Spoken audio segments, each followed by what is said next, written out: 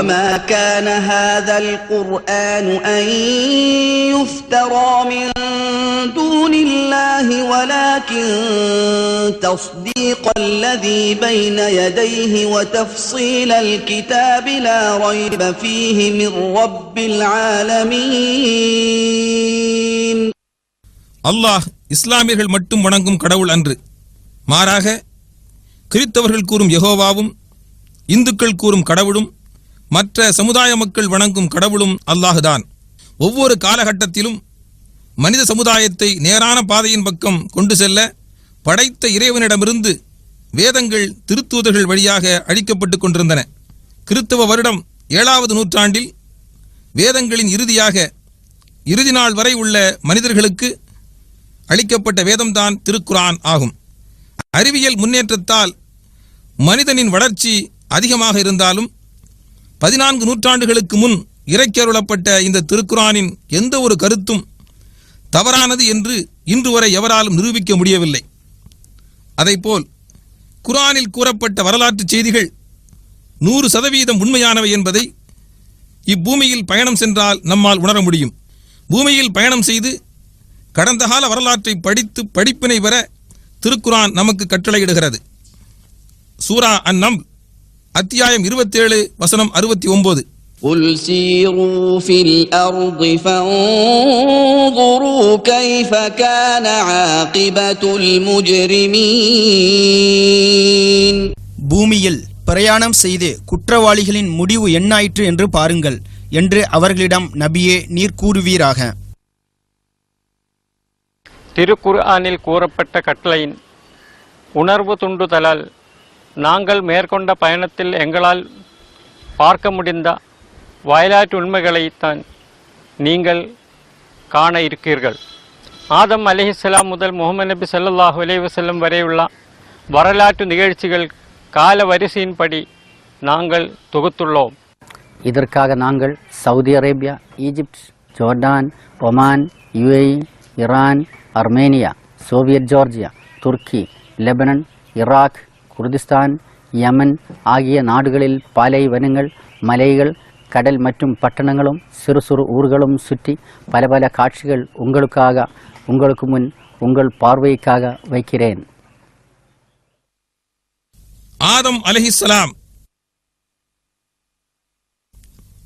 பல கோடி உயிரினங்களிலிருந்து வேறுபட்டு பகுத்தறிவுடன் இறைவனால் சொர்க்கத்தில் படைக்கப்பட்டு இவ்வுலகத்திற்கு அனுப்பி வைக்கப்பட்ட படைப்புதான் மனிதன். மக்காவிலிருந்து சிறிது தூரத்தில் உள்ள அரஃபாவிலே ஜபலுர் ரஹ்மா என்ற இந்த மலையில்தான் மனித இனத்தின் ஆதிபிதா ஆதம் அலைஹிஸ்ஸலாம் அவர்களும் ஆதித்தாய் ஹவ்வா அலைஹிஸ்ஸலாமும் இவ்வுலகில் முதலாக சந்தித்துக் கொண்டார்கள் என்பது கருத்தாகும்.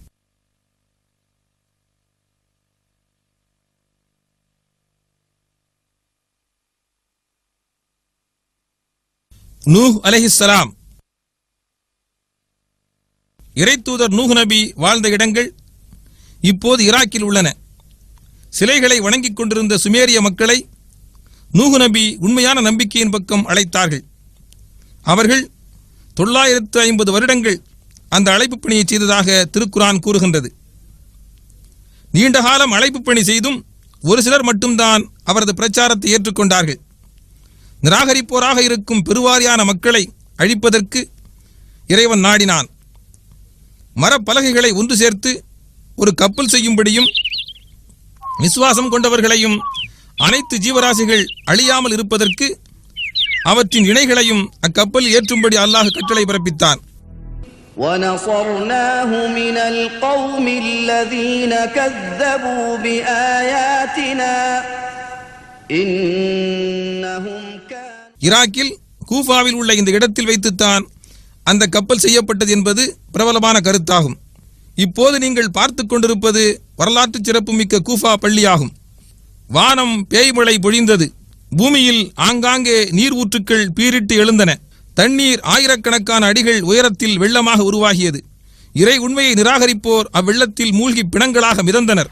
ஒரு சில நாட்களுக்கு பின் வெள்ளம் வடியத் தொடங்கியது.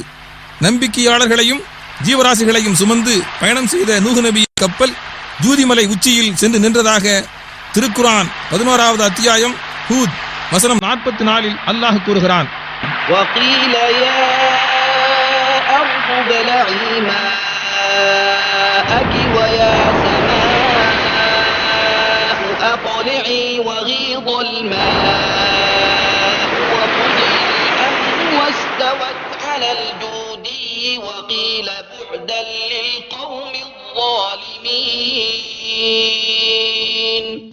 பின்னர் பூமியே நீ உன் நீரை விழுங்கிவிடு, வானமே மழையை நிறுத்திக்கொள் என்று சொல்லப்பட்டது. நீரும் குறைக்கப்பட்டது. இதற்குள் நிராகரித்தோர் நீரில் மூழ்கி அவர்கள் காரியமும் முடிந்துவிட்டது. கப்பல் ஜூதி மலையின் மீது அநியாயம் செய்த மக்களுக்கு இத்தகைய அழிவுதான் என்று கூறப்பட்டது. நூஹ் நபியின் கப்பல் சென்று தங்கிய மலைப்பகுதி துருக்கி நாட்டில் குர்திஸ்தான் என்னும் நகரத்தின் வடக்கு பகுதியிலிருந்து பார்க்கும் பொழுது 6800 அடி உயரத்தில் உள்ளது. துருக்கியின் கிழக்கு பகுதியில் ஆர்மேனியா எல்லைக்கு சமீபத்தில் இருக்கின்ற பனி மூடியுள்ள இந்த மலைப்பகுதியிலிருந்து 300 கிலோமீட்டர் தொலைவில் தான் ஜூதிமலை அமைந்துள்ளது. وَنَصَرْنَاهُ مِنَ الْقَوْمِ الَّذِينَ كَذَّبُوا بِآيَاتِنَا إِنَّهُمْ كَانُوا قَوْمَ سَوْءٍ فَأَغْرَقْنَاهُمْ أَجْمَعِينَ. ஆது சமுதாயத்தினரும் ஹூத் நபியும்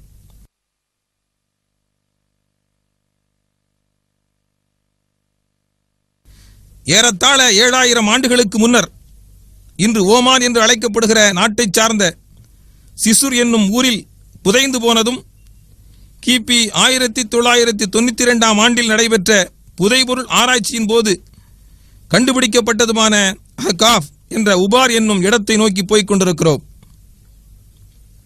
இது ஓமான் நாட்டைச் சேர்ந்த சலாலா என்ற நகரமாகும். இங்கிருந்து 172 கிலோமீட்டர் தூரம் பாலைவனம் வழியாக பயணம் செய்தால் உபாரை அடையலாம். ஹூத் நபியின் கூட்டத்தார்களான ஆது சமுதாயத்தினர் வாழ்ந்திருந்த இடம்தான் உபார்.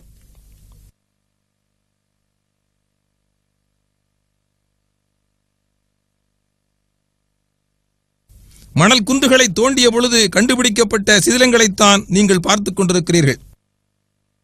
திருக்குரான் ஹூத் அத்தியாயம் வசனம் 50 அல்லாஹ் கூறுகிறான்,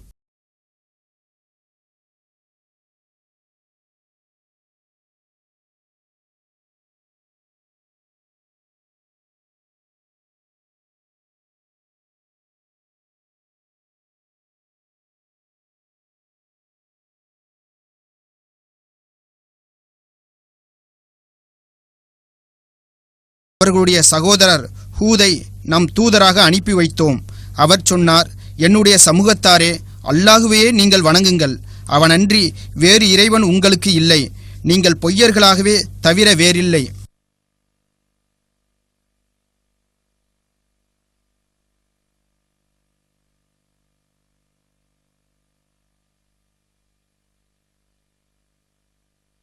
அத்தியாயம் ஹூதில் தொடர்ந்து வரக்கூடிய வசனங்களில் ஹூத் நபி பிரச்சாரம் செய்த இறை செய்தியை மக்கள் புறக்கணித்து நிராகரித்ததாக கூறப்பட்டுள்ளது.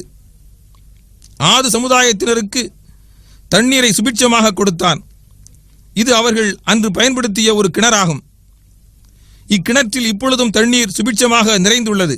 திருக்குரானின் அத்தியாயம் அல் ஃபஜ்ர் 89வது அத்தியாயம் 6 முதல் 8 வரை உள்ள வசனங்களில் அல்லாஹ் கூறுகிறான், أَلَمْ تَرَ كَيْفَ فَعَلَ رَبُّكَ بِعَادٍ إِرَمَ ذَاتِ الْعِمَادِ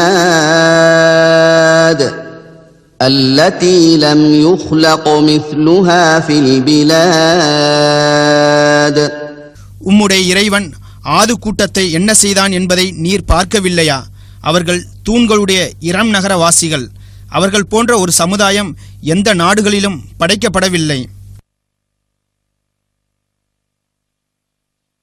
இது மேற்குறித்த தூண்களின் சிதிலமடைந்த ஒரு மாதிரியாகும். كذبت عاد فكيف كان عذابي ونذر إنا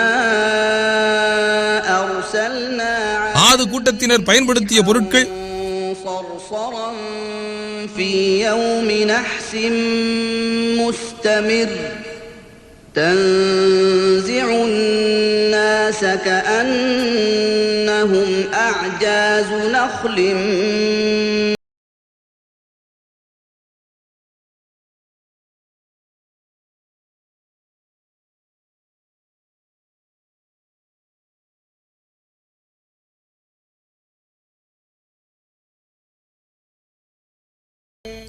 அந்த காலத்தில் சாம்பிராணி மரங்கள் அதிகமான அளவில் வளர்க்கப்பட்டு அதன் பிசினிலிருந்து வாசனை திரவியங்கள் மற்றும் மருந்துகள் தயாரிக்கப்பட்டு ஏற்றுமதி செய்து செல்வ வளம் பெற்ற ஆது சமுதாயத்தினர் சிலைகளை வணங்கவும் உண்மை நெறியை மறுக்கவும் தொடங்கிய போது ஹூத் நபி அல்லாஹ் வழங்கும் தண்டனையை பற்றி அவர்களுக்கு முன்னெச்சரிக்கை செய்தார். ஆனால் அவர்களோ அதையும் மறுத்துவிட்டார்கள். ஹூத் நபியையும் உண்மையான விசுவாசிகளையும் பாதுகாத்து அல்லாஹ் நிராகரிப்போரை அளித்தான். திருக்குரான் அத்தியாயம் அல்-ஹாக்கா 69 வசனங்கள் 6 மற்றும் 7 அல்லாஹ் கூறுகிறான், وَأَمَّا عَادٌ فَأُهْلِكُوا بِرِيحٍ صَرْصَرٍ عَاتِيَةٍ سَخَّرَهَا عَلَيْهِمْ 7 لَيَالٍ و8 أيام حُسُومًا فَتَرَى الْقَوْمَ فِيهَا صَرْعَىٰ كَأَنَّهُمْ أَعْجَازُ نَخْلٍ خَاوِيَةٍ. இன்னும் ஆது கூட்டத்தாரோ பேரொளியோடு வேகமாக சுழன்றடித்த கொடுங்காற்றினால் அழிக்கப்பட்டனர். அவர்கள் மீது அதை 7 இரவுகளும் 8 பகல்களும் தொடர்ந்து வீசச் செய்தான். இப்பொழுது உபாரை சுற்றிலும் யாருமற்ற பாலைவனம் மட்டுமே உள்ளது. அன்று வீசிய சூறாவளியினால் குவிக்கப்பட்ட மணல் வெளியில் ஒரு சிறு பகுதி மட்டுமே தோண்டப்பட்டுள்ளது. மணல் பிரதேசங்களான மேலும் அகழ்ந்து ஆராய்ந்தால் உபாரில் அவர்கள் வாழ்ந்த இடங்களில் பல சான்றுகள் கிடைக்கலாம். كفروا ربهم ألا بعدا لعاد قوم هود كذبت عاد فكيف كان عذاب. செல்வச் செழிப்பில் தன்னை மறந்து வாழும் மனித இனமே, வரலாற்றிலிருந்து பாடம் பெறுக. أرسلنا عليهم ريحا صرصرا في يوم. சாலிஹ் நபி சுமார் 5000 வருடங்களுக்கு முன் ஹிஜ்ர் என்ற ஊரில் வாழ்ந்த கோத்திரம்தான் சமூது கூட்டத்தார். அவர்களை நெறிப்படுத்த இறைவனால் அனுப்பப்பட்ட தூதர்தான் சாலிஹ் நபி அலைஹிஸ்ஸலாம். சவுதி அரேபியாவில் உள்ள மதாயின சாலிஹ் என்ற இடத்தில் பெரும் பாறைகளை குடைந்து அவர்கள் நிர்மாணித்த குகை வீடுகள் இப்பொழுதும் உள்ளன. மதீனாவில் இருந்து 405 கிலோமீட்டர் தொலைவில் வடக்கு திசையில் மதாயின சாலிஹ் உள்ளது. சாலிஹ் நபி அலைஹிஸ்ஸலாத்து வஸ்ஸலாம் அவர்கள் மக்களிடம் கூறினார்கள். அதை அல்லாஹ் குறிப்பிடுகிறான். அத்தியாயம் ஹூத் 11.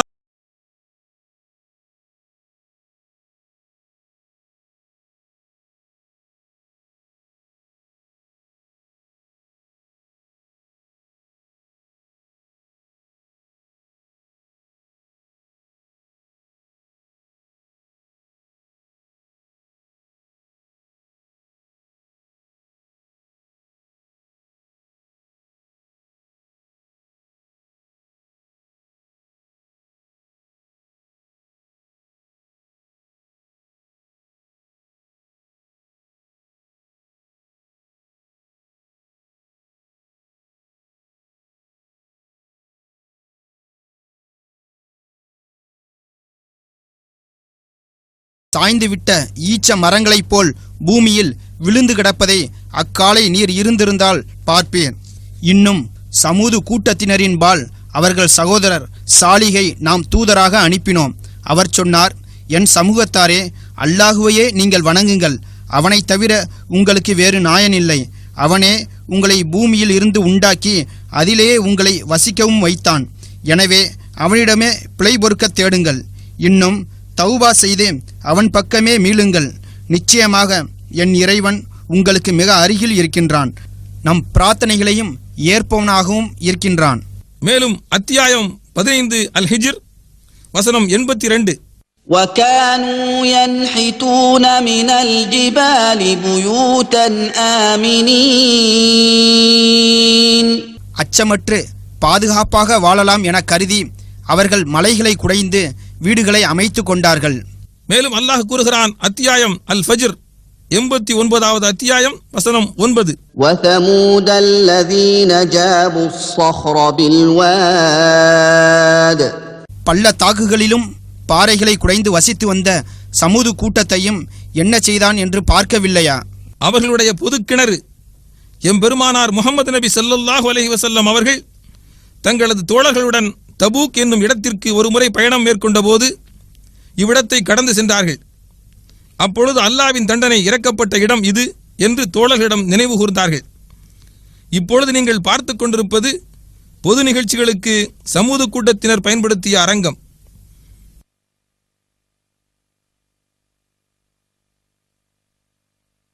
அவர்கள் பயன்படுத்திய பாத்திரங்கள் அல் உலா அருங்காட்சியகத்தில் வைக்கப்பட்டுள்ளன. சமூக கூட்டத்தினர் 9 வன்முறை சங்கங்களாக செயல்பட்டு பல தெய்வ வணக்கம் செய்தல், கொள்ளையடித்தல், அக்கிரமச் செயல்கள் புரிதல் போன்றவைகளில் பரவலாக ஈடுபட்டனர். அப்பொழுது அல்லாஹ் அதிசயமான உருவத்துடன் ஒரு ஒட்டகத்தை படைத்து அவர்களிடையே நடக்கச் செய்தான். அவ்வொட்டகத்தை எந்த ஒரு துன்பமும் செய்யாமல் இருக்கும்படி அல்லாஹ் அவர்களுக்கு கட்டளையிட்டான். அல்லாஹ் அனுப்பிய ஒட்டகம் தண்ணீர் குடித்த இடம் இது. அவர்கள் இறை ஆணைக்கு சவால் விட்டு அந்த ஒட்டகத்தை அறுத்து விட்டார்கள். அந்த பெரும்பாவம் இந்த இடத்தில் தான் நிகழ்ந்தது. அதிகாலை நேரத்தில் அல்லாஹுவின் தண்டனை அவர்களை தாக்கியது. அல்லாஹ் கூறுகிறான், சூரா ஹூத் அத்தியாயம்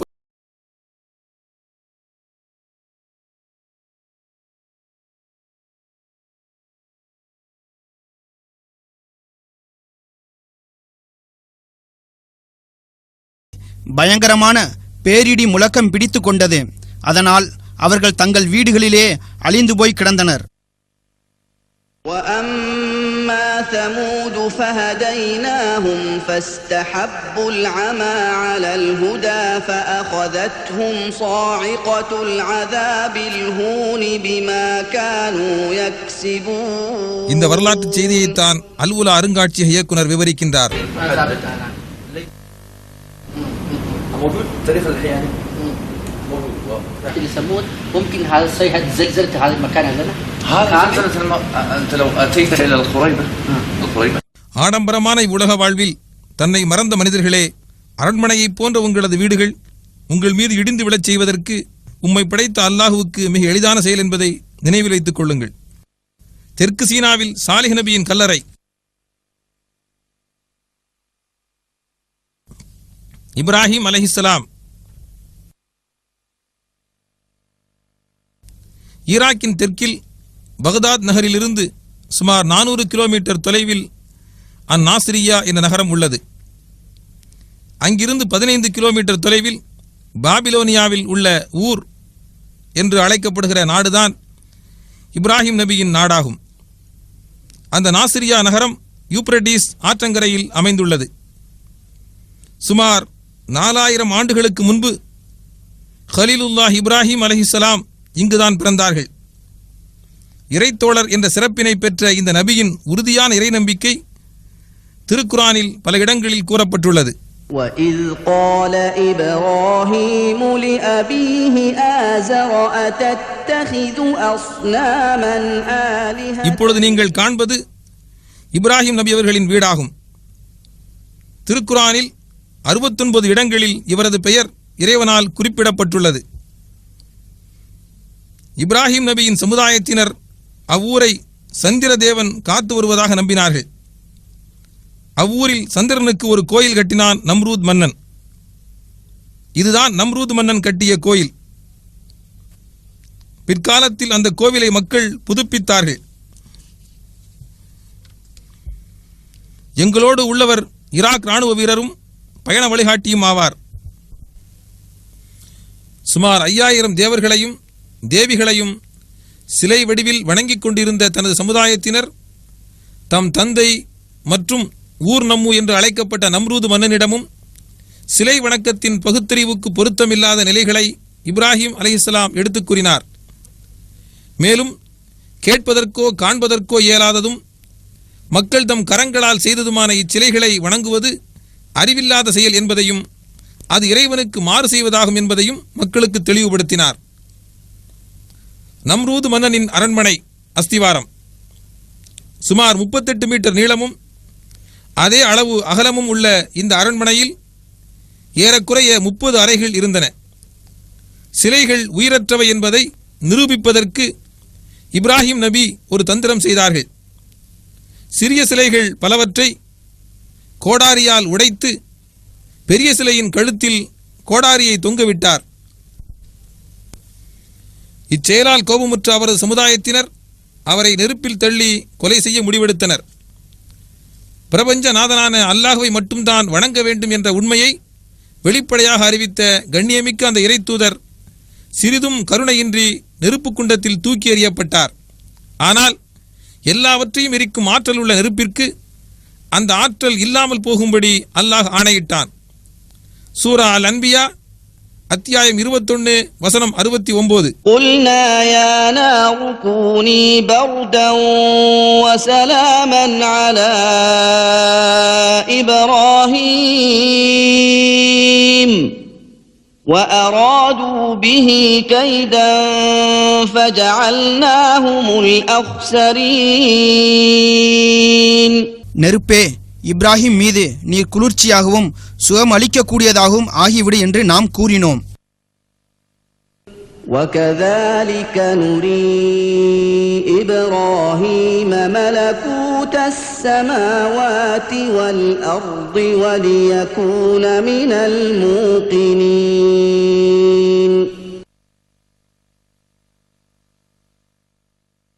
இப்ராஹிம் அலைஹிஸ்ஸலாம் தனது நாட்டையும் வீட்டையும் விடுத்து 1200க்கும் மேற்பட்ட கிலோமீட்டர் தொலைவை கரடுமுரடான பாதைகளை கடந்து பாலஸ்தீனத்தை அடைந்தார்.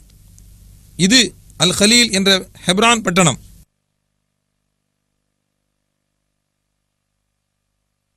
இப்ராஹிம் அலைஹிஸ்ஸலாமின் அடக்கஸ்தலம் அல் கலீல் என்ற இந்த பள்ளிவாசலுக்கு அருகில் தான் உள்ளது. இப்ராஹிம் அலைஹிஸ்ஸலாம் அவர்களின் முதுமை காலத்தில் அவர்களுக்கு ஒரு மகன் பிறக்கிறார். அந்த மகனையும் மனைவி ஹாஜராவையும் பாலஸ்தீனத்திலிருந்து 1500 கிலோமீட்டர் தூரத்தில் உள்ள அரேபியாவில் மக்கள் நடமாட்டமே இல்லாத மக்காவில் விட்டுவிட்டு திரும்பி வருமாறு அல்லாஹ் அவருக்கு கட்டளையிட்டான். வறட்சிமிக்க மக்காவின் பள்ளத்தாக்குகளில் அதிர்ச்சியோடு சஃபா மர்வா குன்றுகளுக்கு இடையில் தண்ணீரை தேடி தவித்து வாடி அங்கும் இங்கும் ஹாஜரா அலைந்தார். இந்த வரலாற்று நிகழ்ச்சியின் ஆவேச உணர்வால் எழுந்த நினைவை நிலைநாட்ட இன்றும் ஹஜ்ஜிலும் உம்ராவிலும் ஹாஜிமார்கள் அந்த இடத்தில் வேகமாக நடந்து வருகிறார்கள். வறட்சிமிக்க மனித நடமாட்டம் இல்லாத மக்காவில் தனியாக விட்டுச் சென்ற கைக்குழந்தை தாகத்தை தாங்க முடியாமல் கால்களை உதைத்து அழுதபோது அவ்விடத்தில் ஜம்சம் என்ற நீர் ஊற்று பீரிட்டு கிளம்பியது. கொடிய பாலைவனத்தில் இந்த அற்புத நீரூற்றில் 4000 வருடங்களுக்கு பிறகும் நிறையவே நீர் உள்ளது. லட்சோப லட்சம் மக்கள் பயன்படுத்தியும் வற்றாத இந்த அற்புத நீரூற்று கருணை மிகுந்த இறைவன் மக்காவாசிகளுக்கும் இறை விருந்தினர்களாக வரும் ஹாஜிகளுக்கும் ஏற்படுத்திய ஒரு பெரும் அருட்கொடையாகும். இப்ராஹிம் அலைஹிஸ்ஸலாம் அவர்கள் பாலைவனத்தில் விட்டுச் சென்ற கைக்குழந்தை வளர்ந்து நடக்கும் பருவத்தை அடைந்ததும் அவரது கைகளால் அச்சிறு குழந்தையை அறுத்து பலியிடும்படி இப்ராஹிம் அலைஹிஸ்ஸலாம் அவர்களுக்கு இறைவன் ஆணையிட்டான். இதனை நிறைவேற்றுவதற்கு இப்ராஹிம் அலைஹிஸ்ஸலாம் பாலஸ்தீனத்திலிருந்து மீண்டும் மக்காவுக்கு வந்தார். மகனுடன் மினாவுக்கு புறப்பட்ட இப்ராஹிம் அலைஹிஸ்ஸலாம் இந்த இடத்திற்கு வந்து சேர்ந்த பொழுது ஷைத்தான் அசரீரியாக அவரை அச்செயலிலிருந்தும் தடுத்து திசை திருப்ப முயற்சி செய்தான். அந்த அசரீரியின் ஓசை கேட்ட இடத்தை நோக்கி இப்ராஹிம் அலைஹிஸ்ஸலாம் அவர்கள் கல்லெடுத்து அடித்த இடம்தான் இது. எம்பெருமானார் முஹம்மது ஸல்லல்லாஹு அலைஹி வஸல்லம் அவர்களின் கட்டளைக்கு இணங்கச் செய்யக்கூடிய ஹஜ்ஜில் அதே இடத்தில் கல்லால் அடிக்கும் பொழுது சகலவிதமான தீய சக்திகளையும் தீமைகளையும் எதிர்க்கக்கூடிய நம்பிக்கையும் உற்சாகமும் நம் உள்ளத்தில் ஏற்படாவிட்டால் அந்த ஹஜ்ஜு ஆத்மா இல்லாத சடங்கு மட்டுமாகிவிடும். ஷைத்தானை அடிப்பதற்காக எரியப்படும் கற்கள் இந்த வட்டத்திற்குள் விழுந்தால் போதுமானது. அவை தூண்களில் பட வேண்டும் என்கிற அவசியமில்லை. அல்லாஹு அக்பர், அதாவது அல்லாஹ் மிகப்பெரியவன் என்று குரல் எழுப்பி வலியுறுத்தி கற்களை எறிய வேண்டும். மினாவில் கல்லெறியும் பொழுது ஹாஜிகள் தங்களுக்கு எல்லாவற்றையும் விட இறைவனின் பொருத்தம்தான் மிகப்பெரியது என்ற உறுதிமொழியைத்தான் கூறுகிறார்கள். இப்ராஹிம் அலைஹிஸ்ஸலாம் அவர்கள் தம் மகனை அறுப்பதற்காக தரையில் படுக்க வைக்கிறார். அப்பொழுது இறைவன் கூறினான், வேண்டாம் இப்ராஹிம், நீர் என் கட்டளை நிறைவேற்றிவிட்டீர். உம் மகனுக்கு பதிலாக ஒரு ஆட்டை அறுப்பீராக. அல்லாஹ்வின் திருப்பொருத்தத்தை அடைவதற்காக எதையும் தியாகம் செய்வதற்குள்ள மனப்பான்மையை உருவாக்குவதுதான் இந்த திருப்பலியின் நோக்கமாகும்.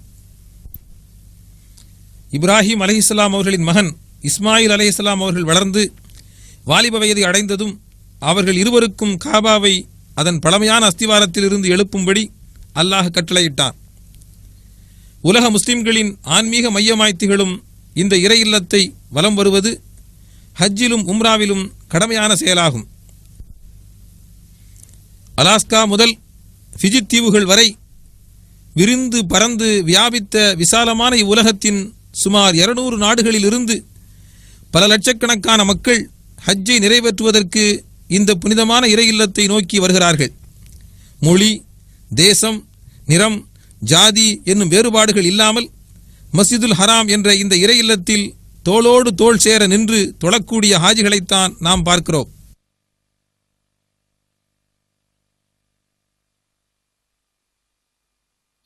லூத் அலைஹிஸ்ஸலாம் அவர்களும் சாவு கடலும். இது ஜோர்டான் நாட்டின் தலைநகரம் அம்மான். இங்கிருந்து 55 கிலோமீட்டர் தொலைவில் தான் சாக்கடல் உள்ளது.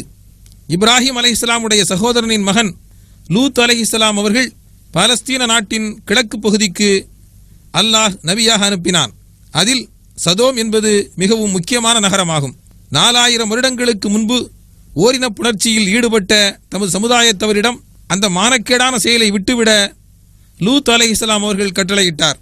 ஆனால் அச்சமுதாயத்தினரோ இந்த தீய செயலை விட்டுவிடாமல் மிகவும் பகிரங்கமாக தொடர்ந்து செய்து வந்தனர். மேலும் அவர்கள் பொதுமக்களிடம் கொள்ளையடித்தும் அநியாயம் செய்து வந்தார்கள். பாவகரமான இச்செயல்களில் மூழ்கி கிடந்த தமது சமுதாயத்தினரை தூய்மைப்படுத்தி இறை தண்டனையிலிருந்து காப்பாற்ற முயற்சி செய்தார். ஆனால் அவர்கள் அவரது மனைவியை தவிர மற்றவர்களிடம் மட்டுமே அவரது கட்டளையை ஏற்றுக்கொண்டனர். அந்நாட்டை அழிப்பதற்கு மனித உருவத்தில் அல்லாஹ் அனுப்பி வைத்த மலக்குகளை அச்சமுதாயத்தினர் இப்பாவச் செயலில் ஈடுபடுத்த ஓடி வந்தனர். லூத் அலைஹிஸ்ஸலாம் அவர்களையும் அவரது மனைவியை தவிர மற்றுமுள்ள அவரது குடும்பத்தினரையும் அவ்வூரை விட்டு வெளியேற்றும்படி மலக்குகள் வழியாக அல்லாஹ் ஆணையிட்டான். அதற்கு பின் நிகழ்ந்த நிகழ்ச்சியை திருக்குரான் கூறுகிறது. சூரா ஹூத்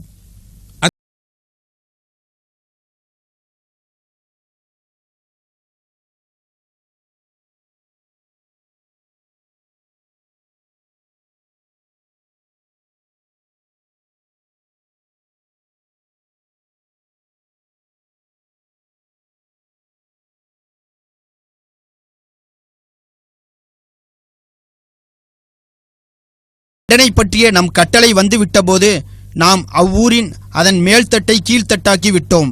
இன்னும் அதன் மீது சுடப்பட்ட செங்கற்களை மலைபோல் பொழிய வைத்தோம். ஓரின புணர்ச்சி என்னும் பாவச் செயலில் ஈடுபட்ட அந்த கூட்டத்தினரை அழிப்பதற்கு அல்லாஹ் ரசாயன மழையை பொழியச் செய்தான். பூகம்பத்தையும் ஏற்படுத்தினான். அதன் விளைவாக உருவானதுதான் இந்த சாக்கடல். இக்கடலில் உள்ள உப்பின் அளவு சாதாரண கடல் நீரில் உள்ள உப்பின் அளவை விட 8 மடங்கு அதிகமானதாகும். இந்த உப்பு மற்றும் ரசாயன பொருள்களும் அதிகமான அளவில் கலந்ததால் அடர்த்தி அதிகமாகிவிட்ட இந்நீரில் விழும் எல்லா பொருள்களும் மூழ்காமல் மிதப்பதை காணலாம். உயிரினம் உயிர் வாழ இயலாத காரணத்தால் இக்கடல் சாக்கடல், அல் பஹ்ருல் மையித், டெட் சி என்றெல்லாம் அழைக்கப்படுகிறது. 82 கிலோமீட்டர் நீளமும் 18 கிலோமீட்டர் அகலமும் உள்ள இக்கடலின் நடுப்பகுதி 1400 அடி வரை ஆழமானது. இக்கடலின் அக்கறையில் பாலஸ்தீன் உள்ளது. கடல் மட்டத்திலிருந்து 1300 அடி கீழே இருக்கும் இக்கடல் ஜோர்டானுக்கும் இஸ்ரேலுக்கும் இடையில் உள்ளது. சூரா அல் அன்கபூத் அத்தியாயம் 29 வசனம் 34-35. إنا منزلون على أهل هذه القرية رجزا من السماء بما كانوا يفسقون ولقد تركنا منها آية بينة لقوم يعقلون. நிச்சயமாக நாங்கள் இவ்வூரார் மீது இவர்கள் செய்து கொண்டிருக்கும் பாவத்தின் காரணமாக வானத்திலிருந்து வேதனையை இறக்குகிறவர்கள் ஆவோம். அவ்வாறே அவ்வூரார் அழிந்தனர். அறிவுள்ள சமூகத்தாருக்கு இதிலிருந்தும் நாம் ஒரு தெளிவான அத்தாட்சியை விட்டு வைத்துள்ளோம். இவ்வுலகில் ஓரின புணர்ச்சியில் ஈடுபடக்கூடிய எல்லா காலங்களிலும் உள்ள எல்லோருக்கும் ஒரு முன்னெச்சரிக்கையாக இக்கடலை அல்லாஹ் ஏற்படுத்தியுள்ளான். சதோம் நாட்டைச் சார்ந்தவர்கள் மீது அல்லாஹ்வுக்கு தனிப்பட்ட விரோதமும் இல்லை, நம் மீது தனிப்பட்ட அன்பும் இல்லை என்பதை நீங்கள் உணருங்கள்.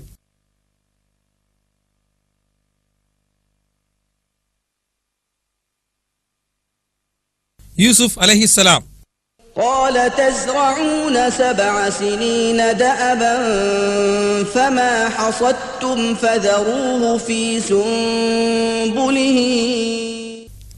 யாக்கூப் அலைஹிஸ்ஸலாம் அல்லது இஸ்ராயில் என்னும் திருத்தூதரின் மகன்தான் யூசுப் அலைஹிஸ்ஸலாம் அவர்கள். அவர்கள் எகிப்தில் ஆட்சி செய்தார்கள்.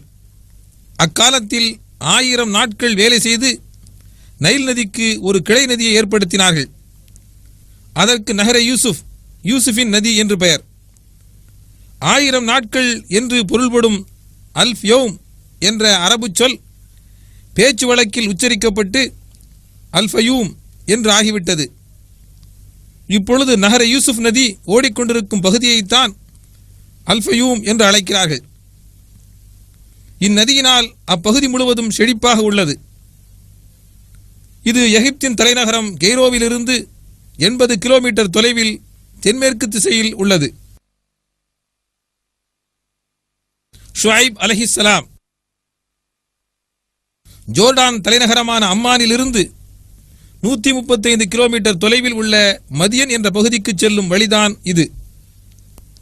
அளவிலும் எடையிலும் மோசடி செய்யும் மதியன் வாசிகளை சீர்திருத்த இறைவனால் அனுப்பப்பட்ட தூதர்தான் ஷுஐப் அலைஹிஸ்ஸலாம் அவர்கள் ஆவார். அல்லாவை மட்டுமே வணங்கவும் அளவிலும் எடையிலும் உண்மையை கடைபிடிக்கவும் அந்த மக்களுக்கு ஷுஐப் அலைஹிஸ்ஸலாம் நல்லுபதேசம் செய்தார். அவர் உபதேசித்த போதும் அவரை அம்மக்கள் கேலி செய்தனர். அந்த தவறுகளை தொடர்ந்து செய்து வந்தனர்.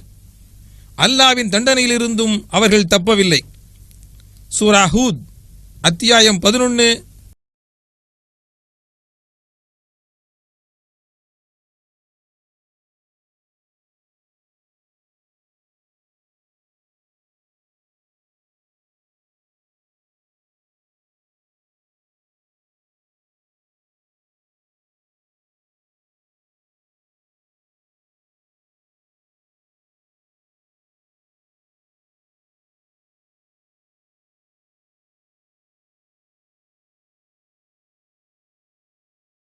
நம் கட்டளை வந்தபோது ஷுஐபையும் அவருடன் ஈமான் கொண்டவர்களையும் நமது ரஹ்மத்தை கொண்டு நாம் காப்பாற்றினோம்.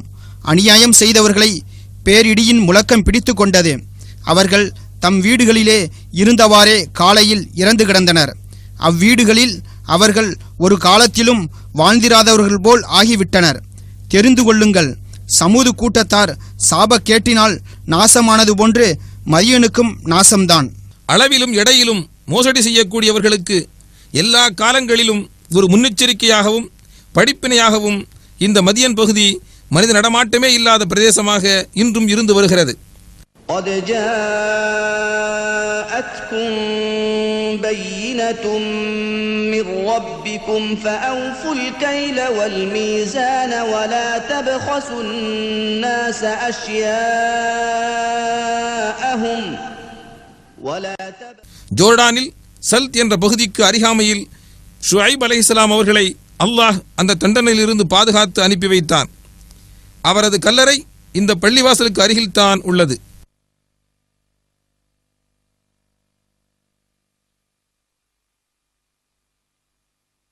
மூசா அலைஹிஸ்ஸலாம்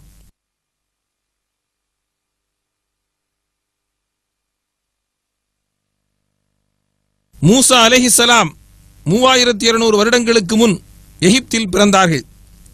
ஃபிரௌன் என்ற கொடுங்கோலன் இஸ்ராயேல் வம்சத்தில் பிறக்கின்ற எல்லா ஆண் குழந்தைகளையும் கொலை செய்ய உத்தரவிட்ட காலத்தில் தான் அவர் பிறந்தார். மூசா அலைஹிஸ்ஸலாம் பிறந்தவுடன் அவரை பெட்டியில் வைத்து நைல் நதியில் விட்டுவிடும்படி அல்லாஹ் கட்டளையிட்டான். இப்பொழுது நைல் நதியை கெய்ரோ நகரத்திலிருந்து நீங்கள் பார்த்து கொண்டிருக்கிறீர்கள். நைல் நதியில் மிதந்து வந்த பெட்டியில் உள்ள குழந்தையை ஃபிரௌனின் மனைவி ஆசியா கண்டெடுத்து ஃபிரௌனின் அரண்மனைக்கு கொண்டு சென்றார். அக்குழந்தை இஸ்ராயேல் வம்சத்தைச் சேர்ந்தது என்ற காரணத்தினால் ஃபிரௌன் அக்குழந்தையை கொலை செய்ய முயற்சி செய்தான். ஆனால் தன் மனைவி ஆசியாவின் நிர்பந்தத்துக்கு இணங்கி கொலை செய்யும் எண்ணத்தை விட்டுவிடுகிறான். அக்குழந்தைக்கு பால் கொடுப்பதற்காக செவிலித்தா என்ற முறையில் ஃபிரௌனுக்கு தெரியாமல் அதன் சொந்த தாயிடத்தில் ஒப்படைத்தார்கள்.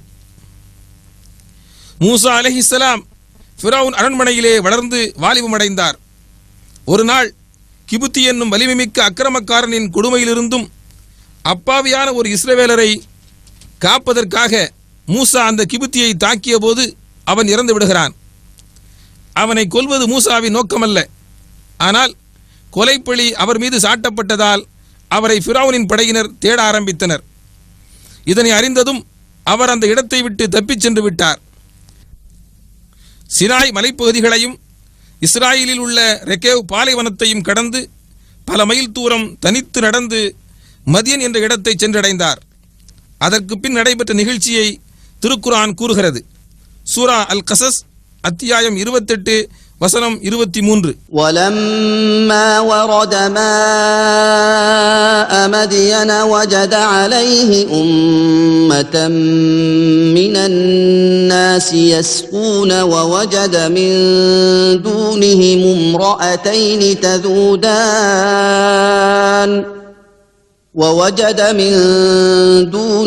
امرأتين تذودان قال ما خطبكما قالتا لا نسقي حتى يصدر الرعاء وأبونا شيخ كبير. இன்னும் அவர் மதியன் நாட்டு தண்ணீர் துறையின் அருகே வந்தபோது அவ்விடத்தில் ஒரு கூட்டத்தினர் தம் கால்நடைகளுக்கு தண்ணீர் புகட்டி கொண்டிருந்ததை கண்டார். அவர்களை தவிர பெண்கள் இருவர் தங்கள் ஆடுகளுக்கு தண்ணீர் புகட்டாது ஒதுங்கி நிற்பதை கண்டார். உங்கள் இருவரின் விஷயம் என்ன என்று அப்பெண்களிடம் அவர் கேட்டார். அதற்கு இம்மேய்ப்பாளர்கள் தண்ணீர் புகட்டிவிட்டு விலகும் வரை நாங்கள் எங்கள் ஆடுகளுக்கு தண்ணீர் புகட்ட முடியாது. மேலும் எங்கள் தந்தை வயது முதிர்ந்தவர் என்று அவ்விருவரும் கூறினார்கள். அந்த கூட்டத்தில் நுழைந்த மூசா தண்ணீர் இறைத்து அப்பெண்களின் ஆடுகளுக்கு தண்ணீரை புகட்டினார். இதுதான் குர்ஆனிலே கூறப்பட்ட மதியன் என்ற இடத்தில் உள்ள தண்ணீர் இருந்த இடமாகும். சூரா அல் கசஸ் அத்தியாயம் 28 வசனம் 24. فسقى لهما ثم تولى إلى الظل فقال رب إني لما أنزلت إلي من خير فقير. ஆகையால் அவ்விருவருக்குமாக அவர் ஆட்டு மந்தைக்கு தண்ணீர் புகட்டினார். பிறகு அவர் நிழலில் ஒதுங்கி, என் இறைவா, நீ எனக்கு இறக்கியருளும் நல்லவற்றின்பால் நிச்சயமாக நான் தேவையுள்ளவனாக இருக்கிறேன் என்று கூறினார். إحداهما تمشي على استحياء قالت إن இதுதான் மூசா நபி ஓய்வெடுத்த இடம். இங்கு ஓய்வெடுக்கும் போதுதான் அந்த இரு பெண்களில் ஒரு பெண் சிறிது வெட்கத்துடன் அங்கு வந்து, எங்கள் ஆடுகளுக்கு தண்ணீர் கொடுத்து உதவியதற்கு பரிசளிக்க எங்கள் தந்தை அழைக்கிறார் என்று கூறினார். அந்த தந்தை ஷுவைப் அலைஹிஸ்ஸலாம் ஆவார்.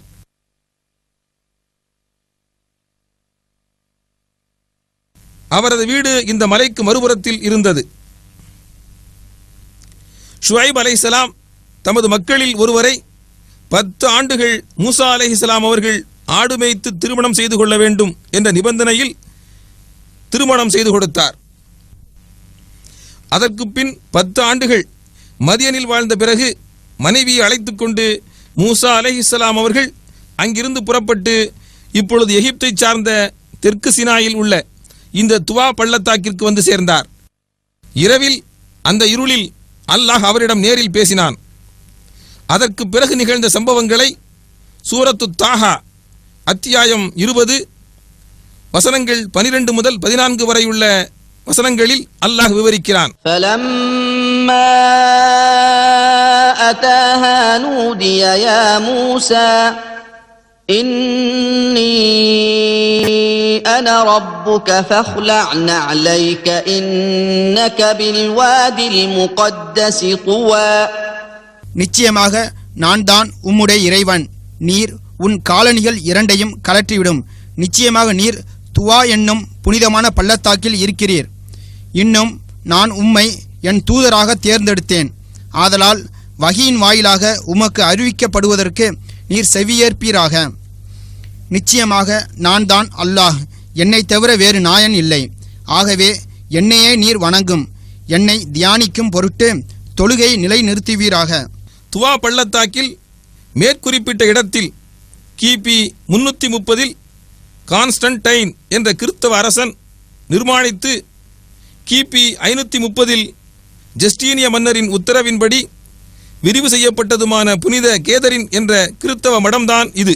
فلما قضى موسى الأجل وسار بأهله آنس من جانب الطور نارا قال لأهلهم كثوا إني آنست نارا لعلي آتيكم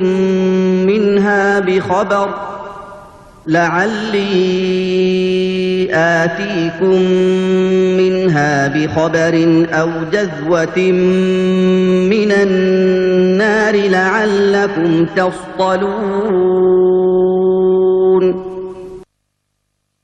وأن ألق عصاك فلما رآها تهتز كأنها جان. மூசா அலைஹிஸ்ஸலாம் அவர்கள் அல்லாஹ்விடம் நீண்டதொரு உரையாடலை நிகழ்த்தியது ஒரு மரத்திற்கு அருகில் இருந்துதான். சூரத்துல் கசஸ் அத்தியாயம் 28 வசனம் 30. فلما أتاها نودي من شاطئ الوادي الأيمن في البقعة المباركة من الشجرة أن يا موسى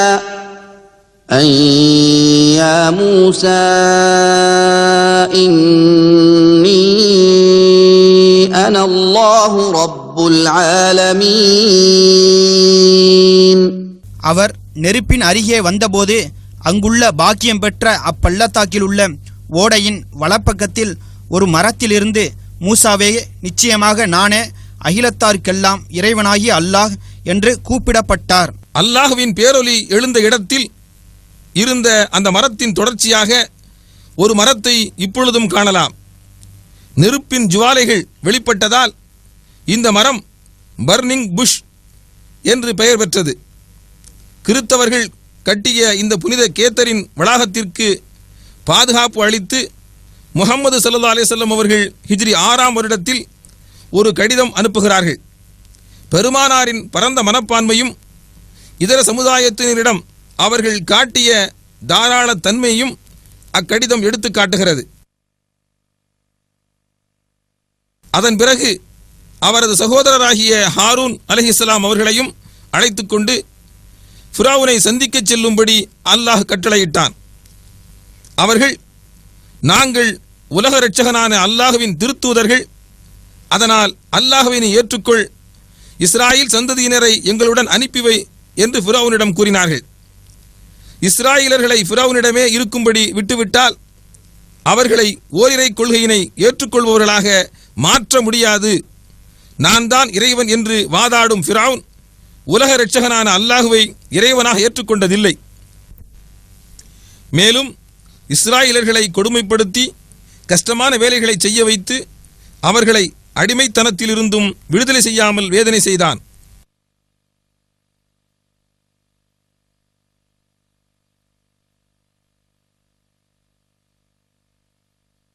எகிப்திலுள்ள பிரமிடுகள் இஸ்ராயலர்களை கொடுமைப்படுத்தி கடினமான வேலைகளை செய்ய வைத்து எகிப்தில் உள்ள கீசா என்ற பகுதியில் பராவோ மன்னர்களால் கட்டப்பட்ட பிரமிடுகள் உலக அதிசயங்களில் ஒன்றாக இப்பொழுதும் காட்சியளிக்கிறது. கிமு 5000 முதல் கிமு 322 வருடம் வரை எகிப்தில் ஆட்சி செய்த அரச பரம்பரையினர்தான் பராவோ ஆவர். மரணத்திற்கு பிறகும் தங்களது உடல்களை மம்மிகளாக செய்து அழியாமல் பாதுகாப்பதற்காக ஒரு சில மன்னர்களால் உருவாக்கப்பட்டவைதான் பிரமிடுகள் ஆகும். கிமு 2650 கட்டப்பட்ட சியோப்ஸ் என்ற குஃபு அரசனின் இந்த பிரமிடுதான் மிக பெரியதாகும். இது சராசரியாக 2100 கிலோ எடையுள்ள 23 லட்சம் கற்களை கொண்டு கட்டப்பட்டுள்ளது. இதன் உயரம் 147 மீட்டர்களாகும். இதை கட்டுவதற்கு 3 லட்சம் தொழிலாளர்கள் 20 ஆண்டுகள் மிக கடினமாக வேலையில் ஈடுபடுத்தப்பட்டார்கள். கனம் தூக்கும் கிரேன்கள் இல்லாத அந்த காலத்தில் இக்கற்களை அந்த உயரத்துக்கு கொண்டு செல்வதற்கு தொழிலாளர்கள் எவ்வளவு கஷ்டப்பட்டிருப்பார்கள் என்பதை நினைத்து பாருங்கள். கீசாவில் உள்ள 2வது பிரமிடு செஃபேன் என்ற அரசனுடையதும் 3வது பிரமிடு மைசேரினஸ் அரசனுடையதும் ஆகும். சிறிய 3 பிரமிடுகள் அரசிகளுடையதாகும். பரோவா அரசர்கள் இஸ்ராயலர்களை துன்புறுத்தி வந்ததாக திருக்குர்ஆன் சூரா அல் அராஃப் அத்தியாயம் 7 வசனம் 129 கூறுகிறது. قالوا أوذينا من قبل أن تأتينا ومن بعد ما جئتنا قال عسى ربكم أن يهلك عدوكم ويستخلفكم في الأرض فينظر كيف تعملون. நீர் எங்களிடம் வருவதற்கு முன்னரும் துன்பப்பட்டோம், நீர் வந்த பின்னரும் துன்பப்படுகிறோம் என்று அவர்கள் கூறினார்கள். அதற்கவர் கூறினார், உங்கள் இறைவன் உங்களுடைய பகைவர்களை அழித்து உங்களை பூமியில் பின் தோன்றல்களாக்கி வைக்கக்கூடும். நீங்கள் எவ்வாறு நடந்து கொள்கிறீர்கள் என்பதை அவன் கவனித்துக் கொண்டிருக்கின்றான். ஸ்பிங்ஸ் என்பது ஒரே கல்லில் வடித்த மாபெரும் சிலை. இது கீசாயில் பிரமிடுகளுக்கு அருகில் உள்ளது. இது சிங்கத்தின் உடலும் மனித தலையும் கொண்டது. பல நூற்றாண்டுகள் மணலில் புதைந்திருந்த ஸ்பிங்ஸ் கிபி 1816 ஆண்டில் கண்டுபிடிக்கப்பட்டது. அரபு மொழியில் இச்சிலையை அபுல் ஹவுல் என்று சொல்லுவார்கள். நைல் நதி கரையின் பாதுகாவலனாக இச்சிலையை மூடநம்பிக்கையாளர் ஃபிரவுன் பரோவா மன்னர்கள் பயன்படுத்திய பொருட்கள் கெய்ரோவில் உள்ள எகிப்திய அருங்காட்சியகத்தில் வைக்கப்பட்டுள்ளன. நகைகள், தங்கக்கட்டில்,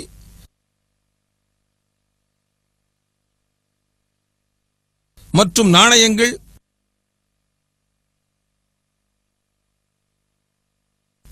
பிரமிடுகளுக்கு உள்ளே இருந்த பரோவா மன்னர்களின் உடல்கள் வைக்கப்பட்டிருந்த மம்மி கூடுகளை பிற்காலத்தில் எகிப்திய அரசு பிரமிடுகளுக்கு உள்ளிருந்து எடுத்து அருங்காட்சியகத்தில் வைத்துள்ளது. இது தங்கத்தால் செய்யப்பட்ட மம்மிக்கூடாகும்.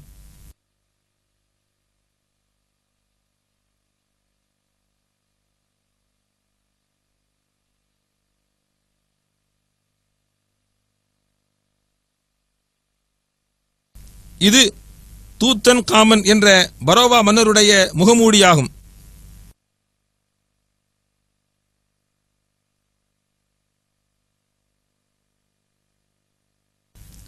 அல்லாஹ்வின் கட்டளைப்படி இஸ்ராயலர்களை ஃபிரவுனுடைய கொடுமையிலிருந்து காப்பாற்ற மூசா அலைஹிஸ்ஸலாம் அவர்கள் முடிவு செய்தார்கள். மூசா அலைஹிஸ்ஸலாம் அவர்களும் ஹாரூன் அலைஹிஸ்ஸலாம் அவர்களும் இரவோடு இரவாக ஆயிரக்கணக்கான இஸ்ராயலர்களை ரகசியமாக எகிப்திலிருந்து அழைத்துச் சென்றனர். இதனை அறிந்த ஃபிரௌன் ஒரு பெரும்படையுடன் அவர்களை பிடிக்க புறப்பட்டான். செங்கடலின் வடக்கு எல்லையில் உள்ள சுயஸ் வளைகுடாவின் வடக்கு எல்லைக்கு 2 கூட்டத்தாரும் சென்று சேர்ந்தனர் என்று வரலாறு கூறுகிறது. வெற்றியை நிர்ணயிக்கக்கூடிய இத்தருணத்தில் அல்லாஹ் அவர்களுக்கு கட்டளையிட்டான். சூரத்து ஷூரா அத்தியாயம் 26 வசனம் 63. فأوحينا إلى موسى أن اضرب بعصاك البحر فانفلق فكان كل فرق كالطود العظيم. கைத்தடியினால் இந்த கடலை நீர் அடியும் என்று மூசாவுக்கு வஹி அறிவித்தோம். அவ்வாறு அடித்ததும் கடல் பிளந்தது. பிளவுண்ட ஒவ்வொரு பகுதியும் பெரும் மலை போன்று ஆகிவிட்டது. அப்பொழுது 2ஆக பிளந்த சூயஸ் கால்வாயின் பகுதிதான் இது. தண்ணீர் இல்லாமல் வறண்டு போன ஒரு பாதை கால்வாயின் நடுவில் தோன்றியது. அப்பாதையில் இஸ்ராயலர்கள் மறுகரையில் உள்ள சினாய் பகுதிக்கு தப்பிச் சென்றனர். ஃபிரௌனும் அவனது படையினரும் கடலின் நடுவில் தோன்றிய பாதையில் நுழைந்து இஸ்ராயலர்களை பிடிப்பதற்கு ஓடிச் சென்றனர். ஆனால் அவர்கள் பாதையின் நடுவில் சென்று கொண்டிருக்கும் போது அந்த பாதையை அல்லாஹ் மீண்டும் கடலாக மாற்றினான்.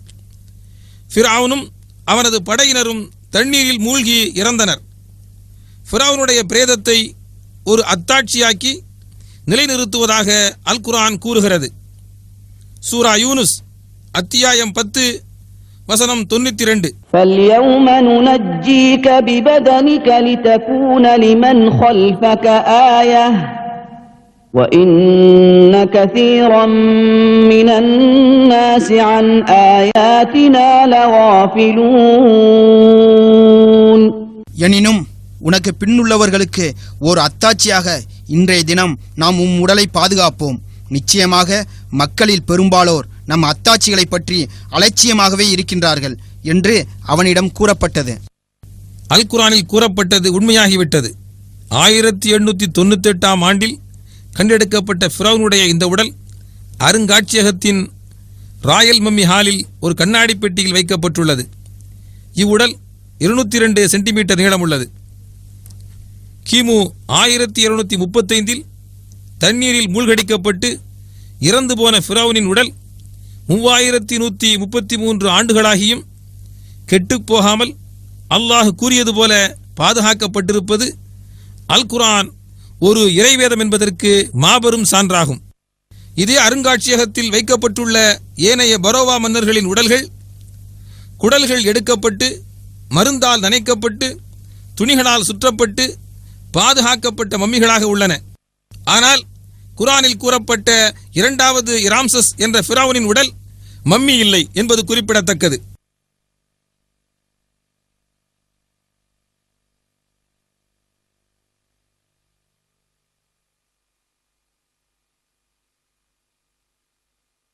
இஸ்ராயலர்கள் உயூனு மூசாவில்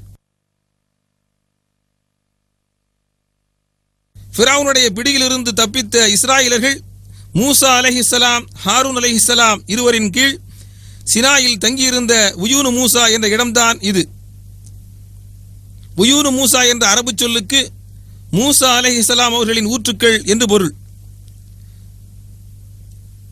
இஸ்ராயலர்கள் 12 கோத்திரங்களாக இருந்தனர்.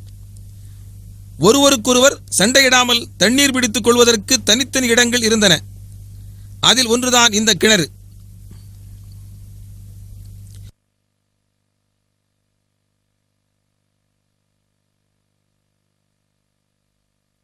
யாருமற்ற சினாயில் இஸ்ராயலர் பயன்படுத்தியதும் இன்றும் உள்ளதுமான மற்றொரு ஊற்றுதான் இது. இப்பொழுது நீங்கள் பார்ப்பது ஊற்றின் இடத்தில் சமீப காலத்தில் பொருத்தப்பட்ட ஒரு இருமடி குழாயின் சிறுபகுதி.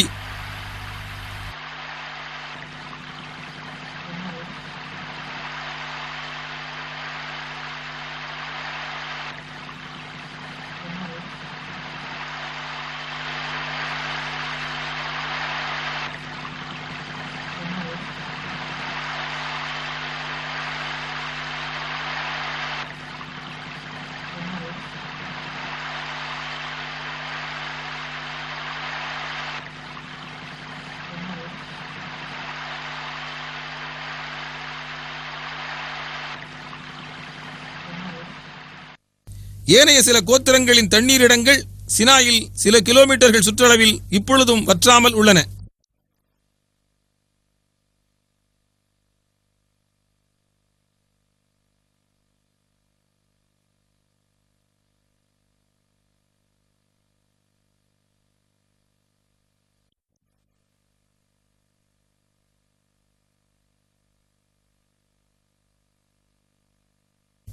இது தண்ணீர் வற்றிய ஒரு ஊற்றின் இடம்.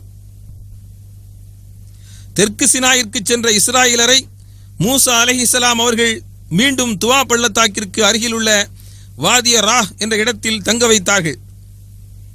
இது துவா பள்ளத்தாக்கிற்கு மூசா அலைஹிஸ்ஸலாம் அவர்களின் இரண்டாவது வருகையாகும். அந்த காலத்தில் இஸ்ராயலர்களுக்கு தண்ணீர் பற்றாக்குறை ஏற்பட்ட போது அவர்கள் மூசா அலைஹிஸ்ஸலாம் அவர்களிடம் முறையிட்டனர். அதற்கு பின் நடைபெற்ற நிகழ்ச்சியை அல்லாஹ் திருக்குரானில் சூரத்துல் ஆராஃப் அத்தியாயம் 7 வசனம் 160 விவரிக்கின்றான். மூசாவின் கூட்டத்தாரை தனித்தனியாக 12 கூட்டங்களாக பிரித்தோம். மூசாவிடம் அவர்கள் குடிதண்ணீர் கேட்டபோது நாம் அவருக்கு உம்முடைய கைத்தடியால் அக்கல்லை அடிப்பீராக என்று வகி அறிவித்தோம். அவ்வாறு அடித்ததும் அதிலிருந்து 12 ஊற்றுகள் பொங்கி வந்தன. அவர்களில் ஒவ்வொரு வகுப்பாரும் தாம் நீர் அருந்தும் ஊற்றை குறிப்பறிந்து கொண்டார்கள்.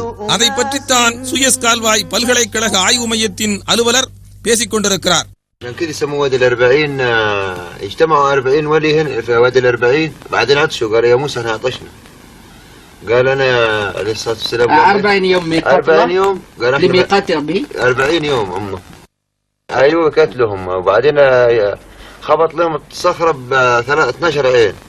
طلعوا 12 عين قالوا انا عايزين نشرب يا موسى. خبط 12 عين وبعدين شربوا من வாதி அர்பாயின் என்ற பெயரில் அறியப்படும் இந்த பள்ளத்தாக்கில் அல்லாஹ்வின் கட்டளைப்படி இந்த கல்லில் தான் மூசா அலைஹிஸ்ஸலாம் அவர்கள் அடித்தார்கள். அந்த ஊற்றுக்களில் நீர் வடிந்த அடையாளங்கள் இப்பொழுதும் உள்ளன.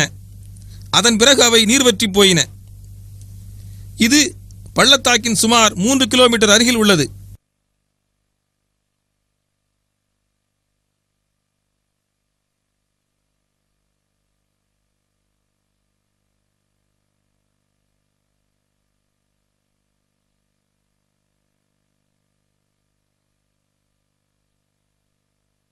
துவாவில் தங்கியுள்ள சுயஸ் கால்வாய் பல்கலைக்கழக பேராசிரியர்களான டாக்டர் மாஜிதி நாசிஃபும் டாக்டர் முஸ்தபா மௌசியும் இந்த வரலாற்றை பற்றித்தான் பேசுகிறார்கள். صالح قدام نبي صالح up over where through asphaltic road 6 kilometers from here on the way. yeah on the way.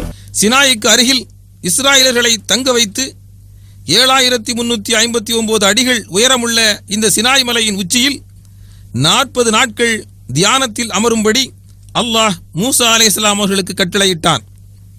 சூரத்துல் ஆராஃப் அத்தியாயம் 7 வசனம் 142. وواعدنا موسى 30 ليلة وأتممناها ب10 فتم ميقات ربه 40 ليلة وقال موسى لأخيه هارون மூசாவுக்கு நாம் 30 இரவுகளை வாக்களித்தோம். பின்னர் மேலும் அதை 10 இரவுகளை கொண்டு பூர்த்தியாக்கினோம். இவ்வாறாக அவருடைய இறைவன் வாக்களித்த காலக்கெடு 40 இரவுகளாக முழுமை பெற்றது. அப்போது மூசா தம் சகோதரர் ஹாரூனை நோக்கி, நீங்கள் என்னுடைய சமூகத்தாருக்கு என் கலீஃபாவாக இருந்து அவர்களை திருத்துவீர்களாக, குழப்பம் உண்டாக்குபவரின் வழியை பின்பற்றாதிருப்பீராக என்று கூறினார். ஹோரேப் என்று பைபிளில் கூறப்படும் இந்த மலையுச்சியில் மூசா அலைஹிஸ்ஸலாம் அவர்கள் தியானத்தில் இருக்கும் பொழுதுதான் அல்லாஹுவை பார்க்க வேண்டும் என்று அல்லாஹ்விடம் கேட்டார். அப்போது அல்லாஹ் கூறினான், உன்னால் என்னை காண முடியாது, ஆயினும் பக்கத்திலுள்ள அந்த மலையில் பார்க்கவும். அப்பொழுது அல்லாஹ் அந்த மலையில் வெளிப்பட்ட போது அந்த மலை தூள் தூளாகியது. அதை கண்டதும் மூசா அலைஹிஸ்ஸலாம் அவர்கள் மயங்கி விழுந்தார். பிறகு அவருக்கு மயக்கம் தெளிந்தது. அல்லாஹுவின் இருப்பை தாங்க முடியாமல் தூள் தூளாகிவிட்ட அந்த மலை சினாய் மலைக்கு அருகில் இந்த பள்ளத்தாக்கில் ஏதோ ஒரு இடத்தில் இருந்துள்ளது. இஸ்ராயலர் உள்ளிட்ட அக்கால மக்களை நேரான பாதையின் பக்கம் அழைத்துச் செல்ல அல்லாஹ் வானத்திலிருந்து தௌராத் என்னும் இறைமறையை மூசா அலைஹிஸ்ஸலாம் அவர்களுக்கு இறக்கி வைத்தது சினாய் மலையில்தான். மோசஸ் என்னும் மூசா அலைஹிஸ்ஸலாம் அவர்களுக்கு 10 கட்டளைகளையும் 10 கமாண்ட்மெண்ட்ஸ் இறக்கப்பட்டது இது சினாய் மலையில்தான் என்பதை கிறித்தவர்களும் நம்புகிறார்கள். அவற்றுள் மிக முக்கியமான கட்டளை பின்வருமாறு: பைபிள் பழைய ஏற்பாடு புறப்பாடு 20 யாத்திராகமம் வசனங்கள் 2 முதல் 5 வரை. உன்னை அடிமைத்தன வீடாகிய எகிப்து தேசத்திலிருந்து புறப்பட பண்ணின உன் தேவனாகிய கர்த்தர் நானே. என்னையன்றி உனக்கு வேறே தேவர்கள் உண்டாயிருக்க வேண்டாம்.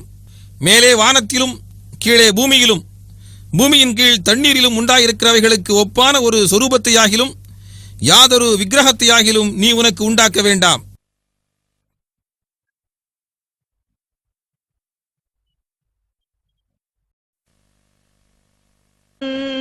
كل شيء موعظة وتفصيلا لكل شيء فخذها بقوة.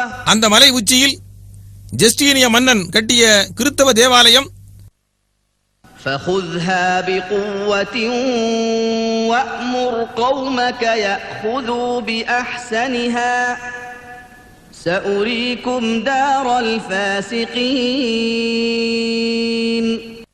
உஸ்மானியர்களின் ஆட்சி காலத்தில் கட்டப்பட்ட ஒரு சிறிய மசூதி. மூசா அலைஹிஸ்ஸலாம் சினாய் மலையிலிருந்து திரும்பி வருவதற்குள் இஸ்ராயலரில் ஒரு பிரிவினர் சாமிரி என்ற பொற்கொல்லன் செய்த ஒரு தங்க கன்றுக்குட்டியை வணங்கியதால் அல்லாஹ்வின் மாபெரும் கோபத்திற்கு உள்ளானது இந்த வாதி ராயில் தங்கும் பொழுதுதான்.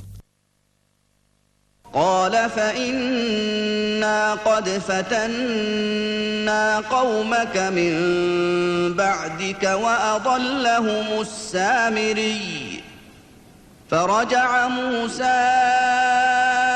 இந்த செய்தியைத்தான் சுயஸ் கால்வாய் பல்கலைக்கழக ஆய்வு மையத்தில் உள்ள ஆய்வாளர் கமால் அவுதா விவரிக்கிறார். هم يقال أن هناك تجمع بني إسرائيل في هذه المنطقة وانتظروا سيدنا موسى حينما ذهب إلى ميقات ربه والعجل الذي عبده بني إسرائيل مطبوع على الصخر بمواجهة وادي الراحة مطبوع على الجبل في مواجهة. இந்த பகுதி இப்பொழுது புனித கேத்தரின் கிராமத்தை சார்ந்துள்ளது. எகிப்திய தலைநகரம் கெய்ரோவிலிருந்து 510 கிலோமீட்டர் தொலைவில் தான் இந்த இடம் உள்ளது. இதற்கு பிறகு மூசா அலைஹிஸ்ஸலாம் அவர்களின் உதவியாளராக அல்லாஹ் அனுப்பி வைத்த ஹாரூன் அலைஹிஸ்ஸலாம் அவர்கள் மரணமடைந்தார்கள். அவரது கல்லறையின் மேல் கிறித்தவர்கள் கட்டிய ஒரு கட்டிடம்தான் துவா பள்ளத்தாக்கில் நுழையும் பொழுது இந்த குன்றில் நீங்கள் காண்பது.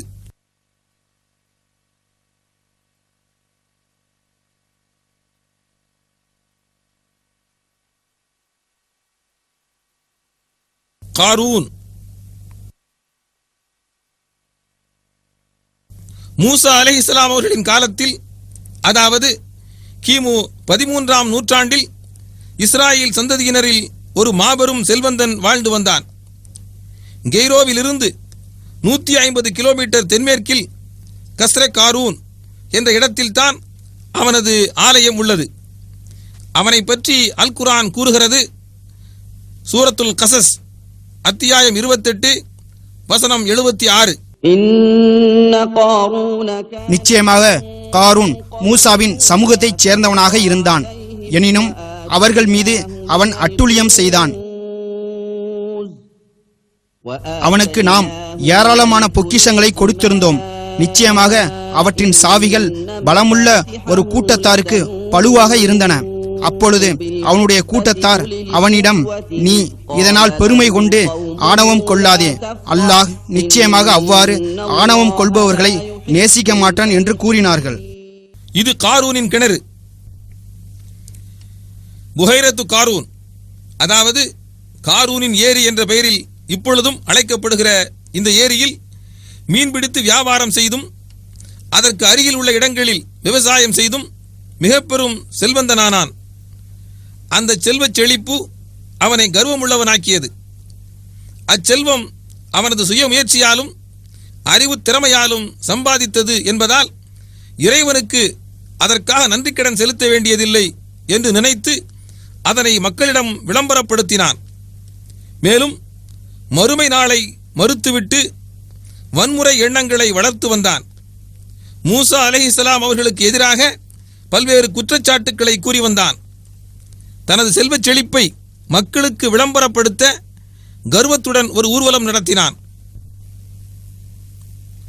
இவ்வுலக வாழ்க்கை ஒரு சோதனை களம், இது நிரந்தரமானது அல்ல என்று உறுதியாக நம்பியவர்கள் அவனது செல்வத்தின் செழிப்பினால் மயங்கவோ பொறாமை அடையவோ அவனது கர்வம் கண்டு வருந்தவோ இல்லை.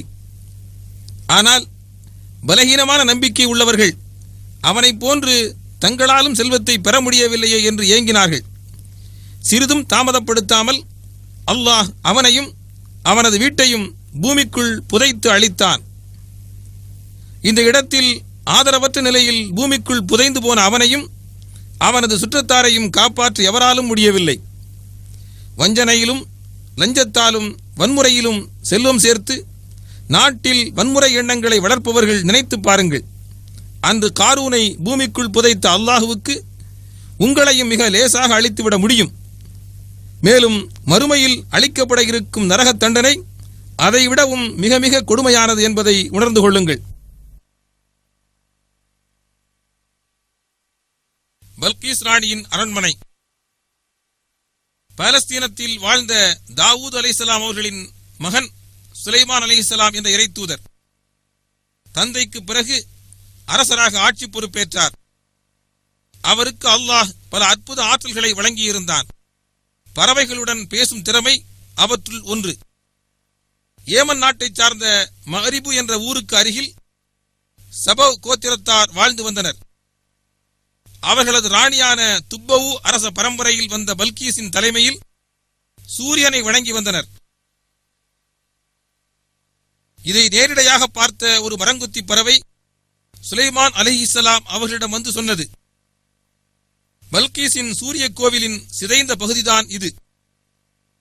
படைப்புகளை வணங்கக்கூடாது, படைத்து பரிபாலிக்கின்ற எல்லாம் வல்ல அல்லாஹுவை மட்டும்தான் வணங்க வேண்டும். அந்த இறைவனின் கட்டளைக்கு கீழ்ப்படிந்து உண்மையான விசுவாசிகள் ஆக வேண்டும் என்று இறைவன் பெயரால் ஆரம்பிக்கின்ற ஒரு கடிதத்தில் சுலைமான் அலைஹிஸ்ஸலாம் அவர்கள் பல்கீஸிடம் கேட்டுக்கொண்டார். அந்த கடிதத்தை ஏமன் நாட்டுக்கு எடுத்துச் சென்று சேர்த்ததும் அந்த வணங்குவதை விட்டும் மூட நம்பிக்கைகளை விட்டும் உலக இரட்சகனான அல்லாஹ்வை மட்டும் வணங்குகின்ற தூய நெறியின் பக்கம் கடந்து வந்த குயின் சீபா என்ற பல்கீஸ் ராணி அரண்மனையின் சிதைந்து போன அஸ்திவாரத்தின் சில பகுதிகளைத்தான் நீங்கள் பார்த்துக் கொண்டிருக்கிறீர்கள். இது ஏமனில் சபவில் உள்ளது. பல்கீஸ் ராணி ஏமனிலிருந்து புறப்பட்டு 2200 கிலோமீட்டர் தொலைவில் ஜெருசலமில் உள்ள சுலைமான் அலைஹிஸ்ஸலாம் அவர்களிடம் வந்து சேர்ந்தார். அதற்கு முன்னதாகவே அவரது அரண்மனையிலிருந்து அவரது சிங்காசனம் ஒரு அற்புதமாக ஏமனிலிருந்து ஜெருசலமுக்கு கொண்டு வரப்பட்டிருந்தது. ஜெருசலம் வந்த பல்கீஸ் ராணி சொன்னதை திருக்குரான் சூரா அன்-நம்ல் அத்தியாயம் 27 வசனம் 44 பின்வருமாறு கூறுகிறது. قالت رب إني ظلمت نفسي وأسلمت مع سليمان لله رب العالمين. அதற்கு அவள், இறைவனே, நிச்சயமாக எனக்கு நானே அநியாயம் செய்து கொண்டேன். அகிலங்களுக்கெல்லாம் இறைவனான அல்லாஹ்வுக்கு சுலைமானுடன் நானும் முற்றிலும் வழிபட்டு முஸ்லீம் ஆகிறேன் என்று கூறினாள். இந்த நிகழ்ச்சி கிமு 10ஆம் நூற்றாண்டில் நடைபெற்றது. மஸ்ஜிதுல் அக்ஸா. மக்காவில் உள்ள மஸ்ஜிதுல் ஹராம் கிபிலாவாக ஆக்கப்படுவதற்கு முன் பாலஸ்தீனத்தில் ஜெருசலமில் உள்ள இந்த மஸ்ஜிதுல் அக்ஸாவை முன்னோக்கித்தான் முஸ்லிம்கள் தொழுதார்கள். மஸ்ஜிதுல் ஹராமுக்கும் மதீனாவில் உள்ள மஸ்ஜிதுல் நபவிக்கும் அடுத்தபடியாக முஸ்லிம்களுக்கு மிக முக்கியமான பள்ளி இதுதான். பைத்துல் முகத்தஸ் என்ற இப்பள்ளியை கட்டியவர் சுலைமான் அலைஹிஸ்ஸலாம் அவர்கள் ஆவார்கள். முஹம்மது நபி ஸல்லல்லாஹு அலைஹி வஸல்லம் அவர்கள் மஸ்ஜிதுல் ஹராமிலிருந்து இங்கு வரவழைக்கப்பட்டு இங்கிருந்துதான் மேராஜ் பயணம் நிகழ்ந்தது. அந்த இடத்தில் உமர் பின் கத்தாப் ரலியல்லாஹு தஆலா அன்ஹு கட்டியதும் பிறகு உமவியா கலீஃபா அப்துல் மலிக் புதுப்பித்ததுமான கட்டிடம்தான் குப்பத்து சஹ்ரா என்ற டாம் ஆஃப் த ராக் ஆகும். யூனுஸ் அலைஹிஸ்ஸலாம் ஈராக்கின் தலைநகரம் பக்தாதிலிருந்து 400 கிலோமீட்டர் தொலைவில் வடக்கிலுள்ள ஒரு நகரம்தான் நீனவா அல்லது முசுல். இந்த டைகிரிஸ் நதிக்கரையில் உள்ள நீனவாவில் இருந்த இறை தூதர்தான் யூனுஸ் அலைஹிஸ்ஸலாம் அவர்கள். அவரது பிரச்சாரத்தையும் உபதேசத்தையும் அந்நாட்டு மக்கள் புறக்கணித்த போது அந்த மக்கள் மீது கோபமடைந்த யூனுஸ் அலைஹிஸ்ஸலாம் அவர்கள் ஒரு கப்பலில் ஏறி நீனவாவில் இருந்து சென்று விட்டார். ஒரு அபாயகரமான சூழலில் கப்பலில் இருந்து சிலரை வெளியேற்றி எறிந்தால்தான் கப்பல் ஆபத்தில்லாமல் செல்ல முடியும் என்ற நிலையில் அதற்காக யாரை வெளியேற்றுவது என்பதை தேர்வு செய்வதற்கு சீட்டு குலுக்கிய போது யூனுஸ் அலைஹிஸ்ஸலாம் அவர்களின் பெயர் முதலில் கிடைத்தது. அதனால் அவர் கடலில் தூக்கி எறியப்பட்டார். அவரை ஒரு மாபெரும் மீன் விழுங்கியது. அல்லாஹுவின் அனுமதி பெறாமல் ஊரை விட்டு சென்ற பாவத்திற்காக மனம் வருந்தி அந்த மீனின் வயிற்றிலிருந்து அல்லாஹுவிடம் பாவ மன்னிப்பு கேட்டு பிரார்த்தனை செய்தார். அதன்பின் மீன் அவரை கரையில் கக்கியது. 1,00,000 மேற்பட்ட தனது கூட்டத்தாரிடம் யூனுஸ் அலைஹிஸ்ஸலாம் அவர்கள் மீண்டும் போய் சேர்ந்து பிரச்சாரம் செய்தார். இறை செய்தியை ஏற்றுக்கொண்ட மக்கள் அவரது உபதேசத்தை நம்பினர். அக்கிரமக்காரர்களை யூனுஸ் அலைஹிஸ்ஸலாம் அவர்களின் கூட்டத்தார்களுக்கு அல்லாஹ் அவனது தண்டனை குறித்து எச்சரித்தான். ஆனால் அவர்கள் பாவ மன்னிப்பு கேட்டு இறை நம்பிக்கை கொண்டதால் அவர்களை அல்லாஹ் தண்டிக்காமல் காப்பாற்றியதாக அல் குர்ஆன் சூரத்துல் யூனுஸ் அத்தியாயம் 10 வசனம் 98 அல்லாஹ் கூறுகிறான். மூசுவில் உள்ள இந்த பள்ளிக்கு அருகில்தான் யூனுஸ் அலைஹிஸ்ஸலாம் அவர்களின் கல்லறை உள்ளது. துல்கர்னைன் திருக்குர்ஆன் சூரத்துல் கஹ்ஃப் அத்தியாயம் 18 83 முதல் 99 வரை உள்ள வசனங்களில் துல்கர்னைன் என்ற மாமனிதரின் வரலாற்றை கூறுகிறது. ஐரோப்பிய நாடான சோவியத் ஜார்ஜியாவின் தலைநகரம் தீபிலிசி நகரமாகும். இது கிமு 6வது நூற்றாண்டில் வாழ்ந்த துல்கர்னைன் சமூகத்தார் வாழ்ந்து வந்த இடமாகும். இது நூஹ் அலைஹிஸ்ஸலாம் அவர்களின் மகன் யாஷிஃபியின் சந்ததியினர்தான் யாஜூஜ் மாஜூஜ் கூட்டத்தார். யாஜூஜின் கூட்டத்தாரை தாத்தாரியர் என்றும் மாஜூஜ் கூட்டத்தாரை மங்கோலியர் என்றும் அழைப்பார்கள். தீபிலிசியிலிருந்து கொக்கேஷிய மலைத்தொடரில் தாரியால் மலை இடுக்கிற்கு செல்லும் பாதை வழிதான் நாம் சென்று கொண்டிருக்கிறோம். தாரியாவிற்கு மறுபுறம் வாழ்ந்து வந்த யாஜூஜ் மாஜூஜ் கூட்டத்தாரில் நாகரிகமற்ற காட்டு மிராண்டிகளான கோத்திரத்தார் வாழ்ந்தனர். அவர்கள் தாரியால் மலை இடுக்கு வழியாக காக்கசஸ் மலைத்தொடரின் தெற்கு பகுதிக்கு வந்து கொள்ளையடித்துச் சென்றனர். இந்த செய்தியைத்தான் தீபிலிசி மாநில பல்கலைக்கழகத்தில் உள்ள வரலாற்று பேராசிரியர் டாக்டர் டெடவி டுண்டுவா கூறுகிறார். Yes, there are some passes, but the most important pass was this pass, because most aggressive tribes were living beyond this pass. அந்த கொள்ளைக்காரர்களிடமிருந்து காப்பாற்றும்படி அந்த ஜார்ஜியா நாட்டு மக்கள் அவர்களது மன்னரான துல்கர்னைனிடம் கேட்டுக்கொண்டார்கள். சைரஸ் என்ற பாரசீக மன்னர்தான் துல்கர்னைன் என்பதுதான் பிரபலமான கருத்தாகும். அவர் கூறியதை பற்றி அல் குர்ஆன் சூரத்துல் கஹ்ஃப் அத்தியாயம் 18 வசனம் 96 பின்வருமாறு கூறுகிறது. آتوني زبر الحديد حتى إذا ساوى بين الصدفين قال انفخوا حتى إذا جعله نارا قال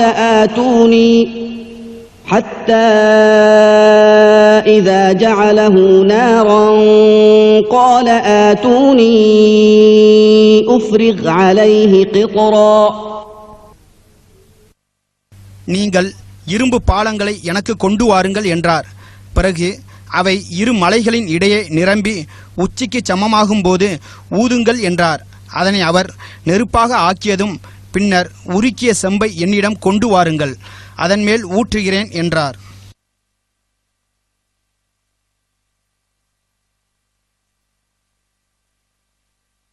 ரஷ்யாவில் உள்ள முஸ்லிம் மாநிலமான ஒசத்தியாவிற்கு செல்லும் வழியில் இந்த தாரியால் மலையிடுக்கில் தான் அந்த மதிர்ச்சுவர் கட்டப்பட்டது என்பதுதான் சிலரின் கருத்தாகும். அல்லாஹு ஆலம், அல்லாஹ் மிக அறிந்தவன். அந்த வலுவான சுவரின் காரணத்தால் ஜார்ஜியா உள்ளிட்ட இடங்களில் உள்ள மக்கள் யாஜூஜ் மாஜூஜுடைய அக்கிரமங்களில் இருந்து தப்பித்தனர். ஆனால் தாரியாவில் இப்பொழுது அந்த சுவர் இல்லை.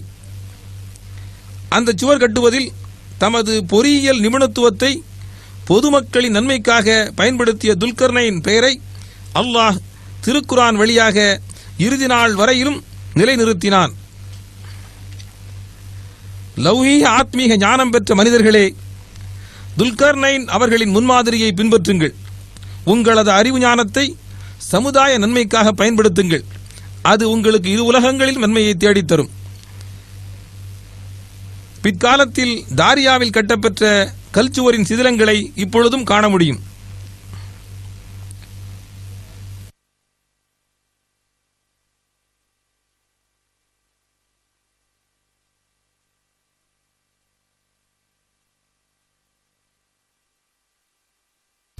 ஈசா அலைஹிஸ்ஸலாம்.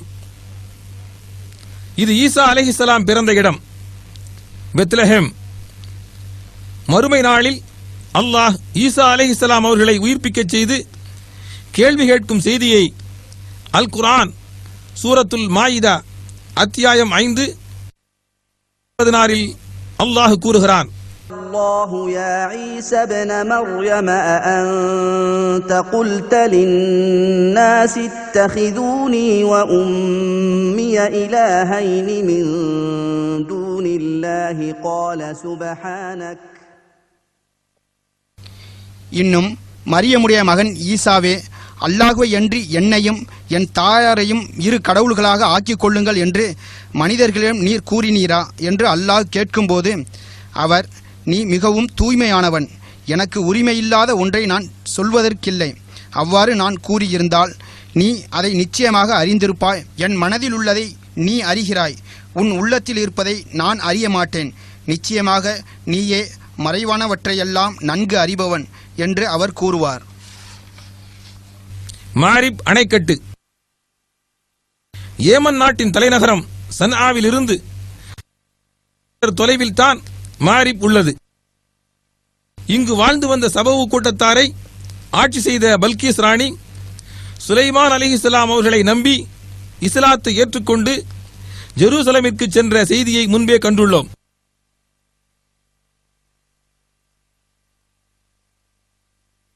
அக்காலத்தில் சபவு கூட்டத்தார் வாழ்ந்த வீடுகள்தான் இவை.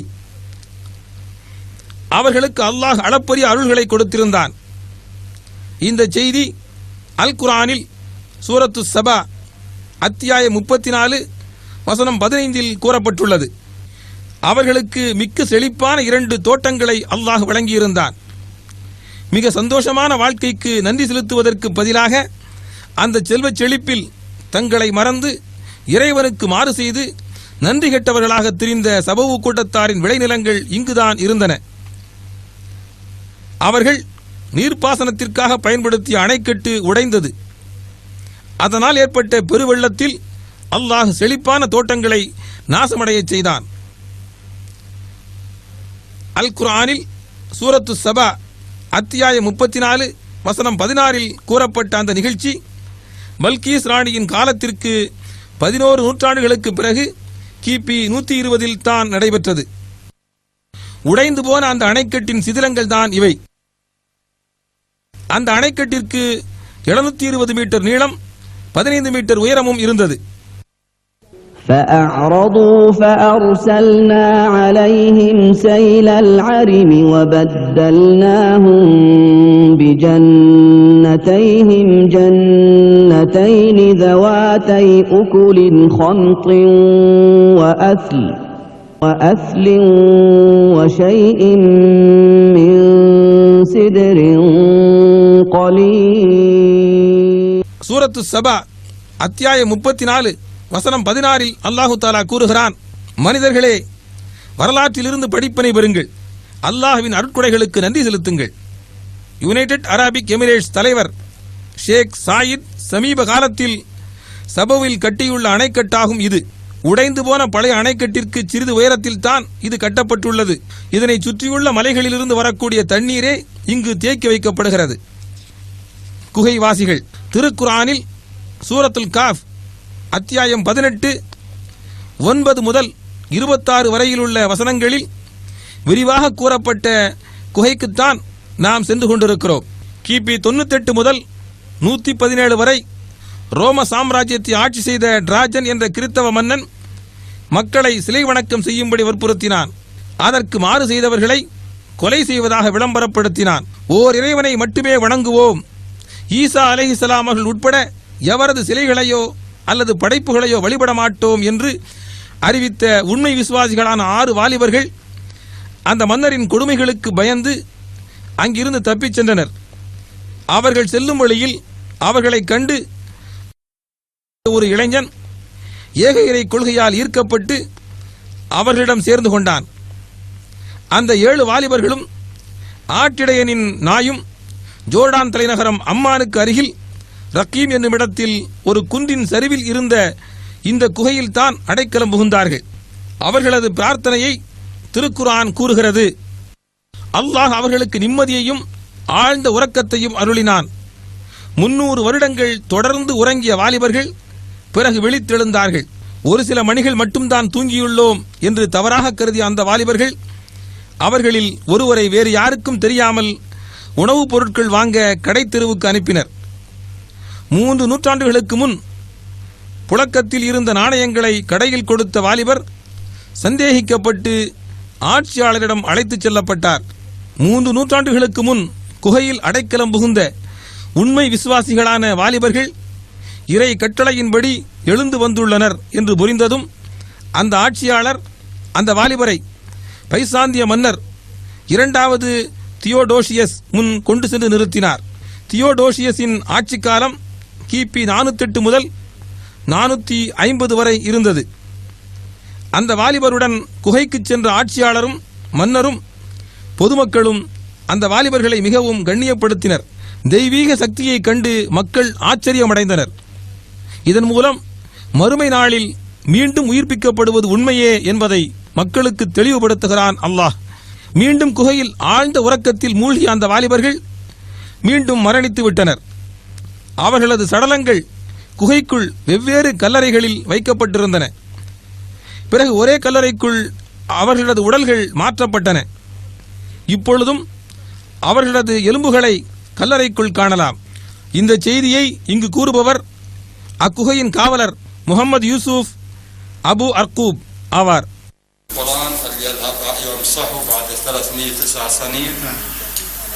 قال قائل منهم كم لبثتم قالوا لبثنا يوما أو بعض يوم قالوا ربكم أعلم بما لبثتم. இது குகைக்குள் காற்றும் வெளிச்சமும் நுழைவதற்கு ஏற்படுத்தப்பட்ட துவாரமாகும்.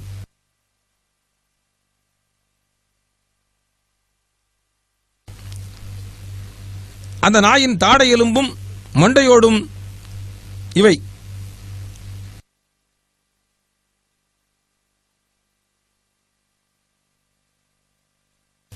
வெளியிலிருந்து குகைக்குள் வெளிச்சமும் காற்றும் நுழையும் துவாரம் இது. குகைக்கு மேலேயுள்ள தூண்கள் அவர்களை கண்ணியப்படுத்த ரோமன் விசுவாசிகள் கட்டிய ஒரு ஆலயத்தின் தூண்களாகும். உமவியா ஹலீஃபா அப்துல் மலிக் கட்டிய நினைவு சின்னத்தின் சிதிலங்கள் தான் அருகிலுள்ள கற்கள். கடைசியாக அந்த குகை வாயிலில் இருந்து கற்கள் மாற்றப்பட்டது 1963 ரஃபீக் வஃபா அத்தீஜானி என்ற ஆய்வாளரின் தலைமையில் தான். அப்ரஹா. பிஸ்மில்லாஹிர் ரஹ்மானிர் ரஹீம். அலம் தர கைஃப ஃபஅல ரப்புக பிஅஸ்ஹாபில் ஃபீல். அலம் யஜ்அல் கைதஹும் ஃபீ தضلீல். وأرسل عليهم طيرا أبابيل ترميهم بحجارة من سجيل فجعلهم كعصف مأكول.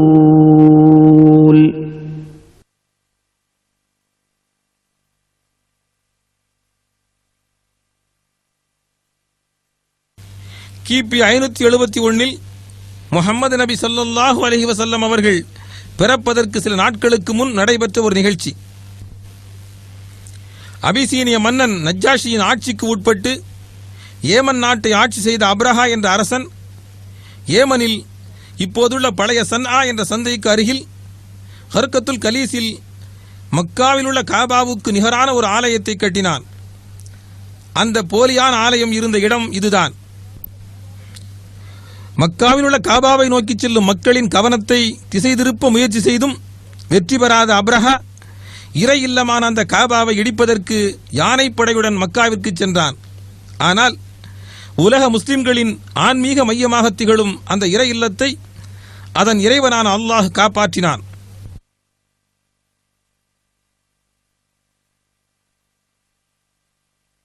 அந்த யானைப்படை முஸ்தலிஃபாவுக்கும் மினாவுக்கும் இடையில் உள்ள வாதி முஹஸ்ஸரில் வந்ததும் அல்லாஹ் அப்படையை அழித்தான். திருக்குர்ஆனில் அல்லாஹ் சூரத்துல் ஃபீல் அத்தியாயம் 105 இதை பற்றி கூறுகிறான். நபியே, யானை படைக்காரர்களை இறைவன் என்ன செய்தான் என்பதை நீர் பார்க்கவில்லையா? அவர்களுடைய சூழ்ச்சியை அவன் பாழாக்கி விடவில்லையா? நபியே, யானை படைக்காரர்களை இறைவன் என்ன செய்தான் என்பதை நீர் பார்க்கவில்லையா? அவர்களுடைய சூழ்ச்சியை அவன் பாழாக்கி விடவில்லையா? மேலும் அவர்கள் மீது பறவைகளை கூட்டங்கூட்டமாக அவன் அனுப்பினான். சுடப்பட்ட சிறு கற்களை அவர்கள் மீது அவை எறிந்தன. அதனால் அவர்களை மென்று தின்னப்பட்ட வைக்கோலை போல் அவன் ஆக்கிவிட்டான். முஹம்மது நபி ஸல்லல்லாஹு அலைஹி வஸல்லம் அரேபியாவில் உள்ள மக்காவில் கிபி 571 ஆமினாவுக்கும் அப்துல்லாஹுவுக்கும் மகனாய் பிறந்து பெற்றோரை இழந்து பாட்டனார் அப்துல் முத்தலிபின் ஆதரவில் வளர்ந்து தீய செயல்கள் அனைத்திலிருந்தும் சிறுவயதிலேயே விலகியும் அல் அமீன் என்ற சிறப்பு பெயர் பெற்றவர்தான் முஹம்மது நபி ஸல்லல்லாஹு அலைஹி வஸல்லம் அவர்கள். அவர் 40 வயதை அடைந்ததும் மக்காவிலிருந்து 3 கிலோமீட்டர் தொலைவில் உள்ள இந்த ஜபலுன் நூர் என்ற மலையின் உச்சியில் உள்ள ஹிரா குகைக்கு சென்று தனிமையில் இருப்பது வழக்கம். தமது மக்களின் தீய செயல்கள் நிறைந்த வாழ்க்கை முறைகள் அவரை பெரிதும் கவலைப்படச் செய்தன. சிலை வணக்கம், விபச்சாரம், மது அருந்துதல், பெண் குழந்தைகளை உயிருடன் புதைத்தல், கோத்திரங்களுக்கிடையில் இருந்த பகைமை போன்ற ஏராளமான தீய செயல்களில் மூழ்கியிருந்த மக்களின் நிலைமை முஹம்மது ஸல்லல்லாஹு அலைஹி வஸல்லம் அவர்களின் தூய மனதை வேதனைப்படுத்தியது.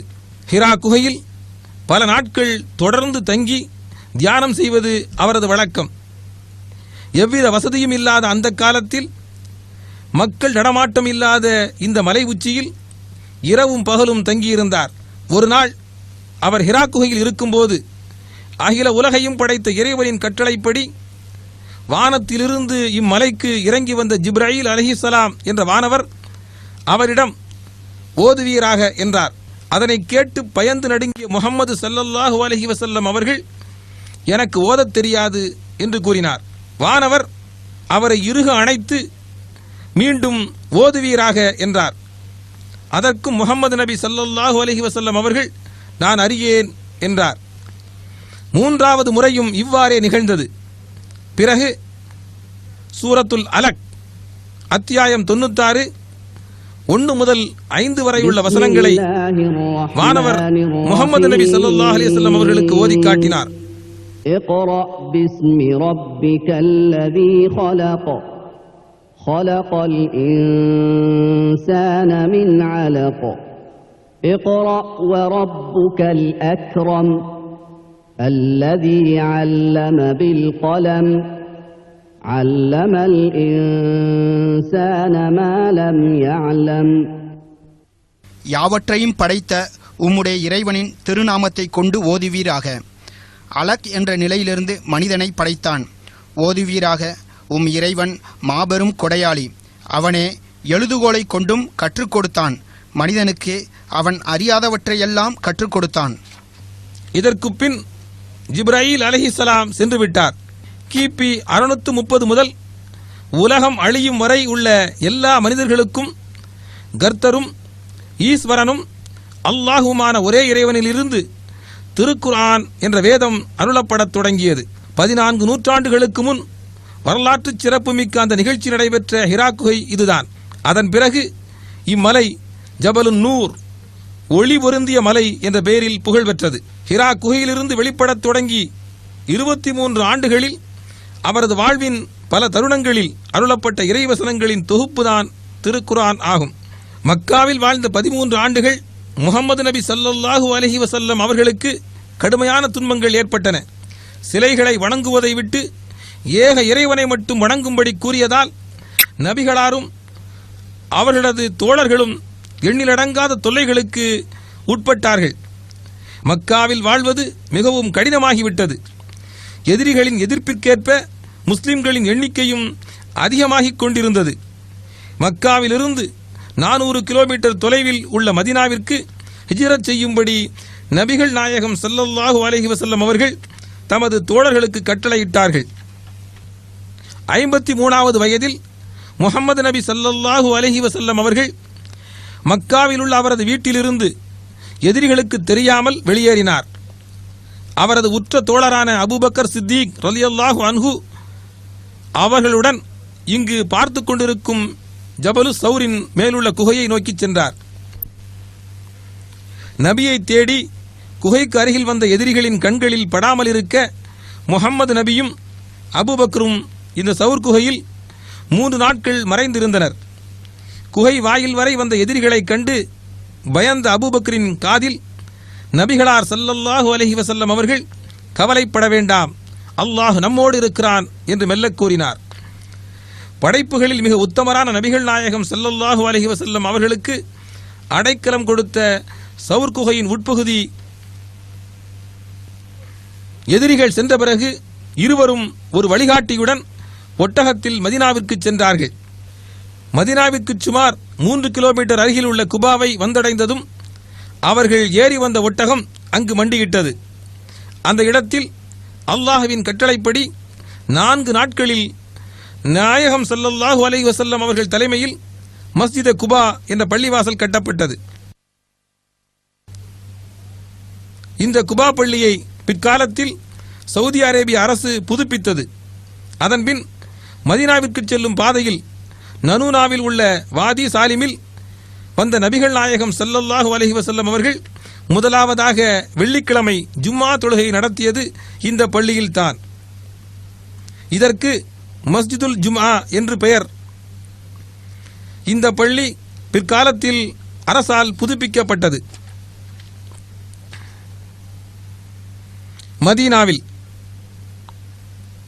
மதீனாவுக்கு வந்த நபிகள் நாயகம் ஸல்லல்லாஹு அலைஹி வஸல்லம் அவர்கள் முதலில் செய்த பணி முஸ்லிம்களின் கலாச்சார மையமாக ஒரு பள்ளியை கட்டியதுதான். அன்று கட்டப்பட்ட அந்த சிறிய பள்ளி அதன் பிறகு புதுப்பித்து கட்டப்பட்டது. இப்பொழுது இந்த மஸ்ஜிது நபவி லட்சக்கணக்கான மக்கள் தொழுகை நடத்துவதற்குரிய விசாலமான இடமாக உள்ளது. பள்ளிவாசல் முஸ்லிம்களின் கலாச்சார மையமாகும். முஹம்மது நபி ஸல்லல்லாஹு அலைஹி வஸல்லம் அவர்களின் குர்ஆன் வகுப்புகளும் நீதிமன்றமும் அலுவலகமும் பாராளுமன்றமும் இந்த பள்ளியில் தான் செயல்படுத்தப்பட்டது. பத்ர். மக்காவிலிருந்து நிராகரிப்போரின் தொல்லைகளை தாங்க முடியாமல் மதீனாவிற்கு சென்ற முஸ்லிம்களை அங்கு மதீனாவிலும் நிம்மதியாக வாழ்வதற்கு மக்காவாசிகள் விடவில்லை. முஸ்லிம்களை அடியோடு அழிப்பதற்காக பொருள் சேர்த்த பிறகு அபூ சுஃபியானும் அவரது குழுவும் இந்த மணல் குன்றிற்கு அந்த பக்க வழியாகத்தான் மக்காவிற்கு திரும்பிச் சென்றார்கள். மக்காவிலிருந்து வந்த ஆயுதம் தாங்கிய 1000 குறைஷி படையினர் மதீனாவிற்கு 80 கிலோமீட்டர் அருகில் இந்த பத்ர் என்ற இடத்துக்கு வந்தபோது முஸ்லிம்கள் தங்களை தற்காத்துக் கொள்ளும் சூழல் ஏற்பட்டது. ஆயுதங்கள் குறைவாக உள்ள 313 சஹாபாக்களை மட்டும் கொண்ட முஸ்லிம் படை ஒரே இறைவனிடமும் அவனது தூதரிடமும் அசையா நம்பிக்கை வைத்து நிலை குலையாமல் நின்று அவர்களை எதிர்த்து போர் செய்த பத்ர் களம் இதுதான்.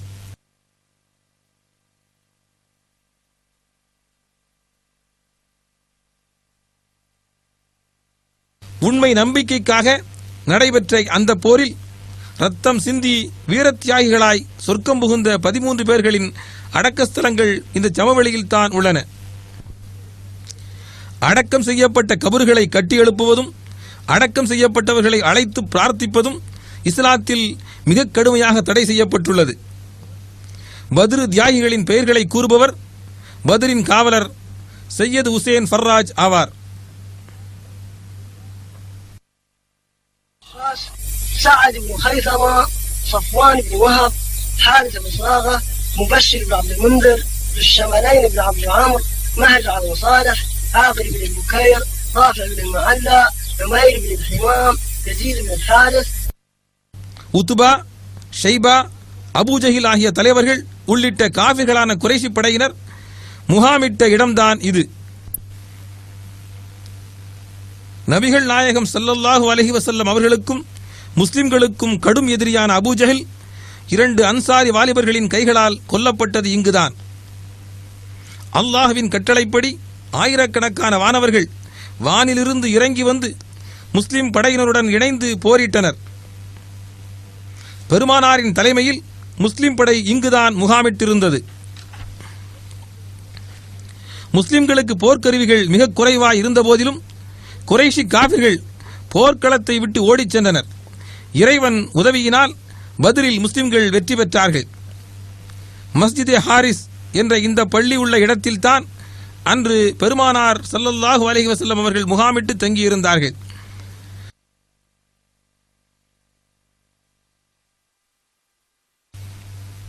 உஹுத்.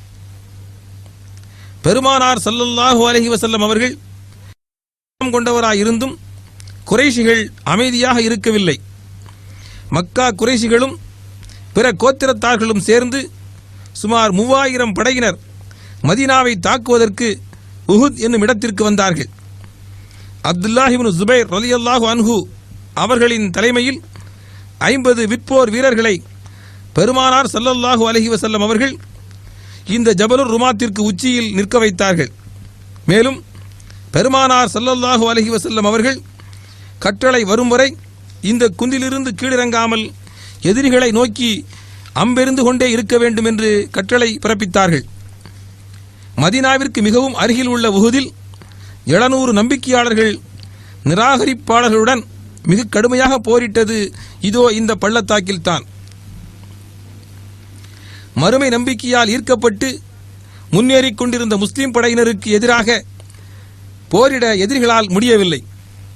தங்கள் தலைவர்களும் கொடியை தாங்கக்கூடியவர்களும் கொல்லப்பட்டதால் நிராகரிப்போர் போரிலிருந்து பின்வாங்கிச் சென்றனர். இதை கண்டதும் விற்போர் வீரர்களில் 10 நபர்களைத் தவிர அனைவரும் பெருமானாரின் கட்டளையை புறக்கணித்து குன்றிலிருந்து இறங்கி காபிர்கள் விட்டுச் சென்ற ஆயுதங்களையும் பொருட்களையும் சேகரிக்கத் தொடங்கினர். இந்த தருணத்தை பயன்படுத்தி ஹாலித் பின் வலீதின் தலைமையில் காபிர்களின் குதிரைப்படையினர் குன்றின் பின்பக்க வழியாக மலை மீது ஏறி முஸ்லிம்களுக்கு எதிராக போரிடத் தொடங்கினார்கள். இதனால் ஏற்பட்ட குழப்பத்தில் முஸ்லிம் படையினர் ஆங்காங்கு சிதறி ஒரு சிலர் தங்களுக்குள் சண்டையிட்டுக் கொண்டனர். இந்த சூழ்நிலையில் சிக்கி ஏராளமான முஸ்லிம் படையினர் வீர தியாகிகளாயினர். முஸ்லிம்கள் மீண்டும் வலிமை பெற்று மிக்க வீரத்துடன் முன்னேறி சென்று எதிரிகளை தாக்கியதால் அவர்கள் போர்க்களத்தை விட்டு ஓடிச் சென்றனர். உஹது போரில் தியாகிகளான சுமார் 60 சஹாபாக்களின் கபறுகள் இந்த சுற்றுச்சுவருக்குள் உள்ள சமவெளியில் தான் உள்ளன. அதற்கு நடுவில் உள்ளது பெருமானாரின் தந்தையின் சகோதரர் ஹம்சா பின் அப்துல் முத்தலிபின் கபராகும். மறுமையை அடைவது நம் லட்சியமாகும் பொழுது வெற்றியும் இவ்வுலக விஷயங்களுக்கு முக்கியத்துவம் அளிக்கும் பொழுது தோல்வியும் ஏற்படும் என்பது உஹத் நமக்கு அளிக்கும் படிப்பினையாகும். ஹந்தக் அகழ்போர். சமாதான சூழ்நிலை அதிக நாட்கள் நீடிக்கவில்லை.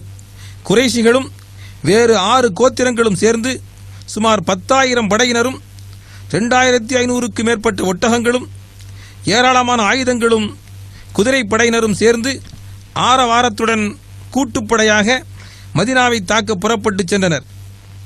இந்த செய்தியை அறிந்த நாயகம் ஸல்லல்லாஹு அலைஹி வஸல்லம் அவர்கள் தமது தோழர்களுடன் போர் தந்திரங்களை பற்றி ஆலோசனை செய்தார்கள். மதீனா நகரத்தை சுற்றிலும் ஒரு அகழியை தோண்டி எதிரிகளின் முன்னேற்றத்தை தடை செய்வது என்ற பாரசீக போர் தந்திரத்தை சல்மானுல் ஃபாரிசி ரலியல்லாஹு தஆலா அன்ஹு அவர்கள் முன்வைத்தார்கள். பெருமானார் அதை வரவேற்று ஒரு வாரம் மிக கடினமாக உழைத்து 9000 அடி நீளமும் குதிரைப்படையினரால் எளிதில் தாண்ட முடியாத அளவுக்கு அகலமும் ஆழமும் கொண்ட ஒரு பேரகழியை தோண்டினார்கள். பட்டினியால் நிமிர்ந்து நிற்க முடியாமல் தமது வயிற்றில் பெரும் கற்களை கட்டி வைத்துக் கொண்டு பெருமானாரும் தோழர்களும் அந்த அகழியை தோண்டினார்கள். இந்த சாலை இருக்கும் இடமும் அந்த அகழியைச் சேர்ந்ததுதான். அகழிக்கு மறுபுறம் வந்த கூட்டுப்படையினர் ஆழமான அகழியை பார்த்து வியந்து நின்றனர். அகழிக்கு மறுபுறம் சல்வுமலை உச்சியிலும் இருந்த முஸ்லிம்களுடன் பிற்போர் மட்டும் ஒரு சில நாட்கள் நடைபெற்றது. முஸ்லிம்களுடன் ஏற்படுத்திக் கொண்ட சமாதான ஒப்பந்தத்தை மீறி யூதர்கள் எதிரிகளின் பக்கம் சேர்ந்தனர். மஸ்ஜித் ஃபத் என்ற இந்த பள்ளி இருக்கும் இடத்தில்தான் பெருமானாரின் முகாம் இருந்தது. இந்த நிலைமை ஒரு சில நாட்கள் நீடித்தது. ஒரு இரவில் பேரிரைச்சலுடன் காற்று வீசியது, பலத்த மழை பொழிந்தது, இடியும் மின்னலும் தொடர்ந்தது. அந்த சூறாவளி காற்றில் முகாம்கள் பறந்து சென்றன. முஸ்லிம்கள் அகழியை தாண்டி தாக்க வருவதாக தவறாக எண்ணிய கூட்டுப்படையினர் பொழுது விடியும் முன்னரே ஹந்தக்கை விட்டு சென்றனர். அல்லாஹுவின் இந்த தந்திரம் முஸ்லிம்களை காப்பாற்றியது. தங்களை பேரழிவிலிருந்து காப்பாற்றியதற்காக முஸ்லிம்கள் அல்லாஹுவை போற்றி புகழ்ந்து நன்றி செலுத்தினார்கள். ஹைபர் ஹுதைபியா ஒப்பந்தம் வாயிலாக மதினாவில் மீண்டும் சமாதானம் நிலைநாட்டப்பட்டு விட்டது. ஆனால் வஞ்சகரான யூத குலத்தினர் இருக்கும் வரையிலும் முஸ்லிம்கள் நிம்மதியாக வாழ இயலாது என்பது ஹந்தக் தரும் படிப்பினையாகும். 100 குதிரை வீரர்களும் 160 காலாட்படையினரும் பெருமானாரின் தலைமையில் மதினாவிலிருந்து ஹைபரை நோக்கி புறப்பட்டு சென்றனர். இது ஹைபரில் உள்ள யூதர்களின் மர்ஹபு கோட்டையாகும். முஸ்லிம்கள் பல நாட்கள் இந்த கோட்டையை முற்றுகையிட்டதால் கடுமையான மோதல் ஏற்பட்டது. யூதர்கள் கோட்டைக்கு வெளியே வந்து சரணடைந்தார்கள். கோதுமை வைக்கோலும் களிமண்ணும் சேர்த்து பிசைந்து பேரீச்ச மரக்கட்டைகள் சேர்த்து கட்டப்பட்ட இந்த 3 அடுக்கு கோட்டை 1500 வருடங்களுக்கு பிறகும் வரலாற்றின் அமைதியான சாட்சியாக உள்ளது. ஹைபரில் யூதர்களின் வீடுகளின் சிதிலங்கள் இப்பொழுதும் உள்ளன. இது ஹைபரில் உள்ள ஒரு யூத தேவாலயம். நிராகரிப்போர்களை கொன்று விடுவது என்பது முஹம்மது நபி ஸல்லல்லாஹு அலைஹி வஸல்லம் அவர்களின் கொள்கை அல்ல. முஸ்லிம்களிடம் சரணடைந்த யூதர்களிடம் பெருமானார் மிக கண்ணியமாக நடந்து கொண்டார்கள்.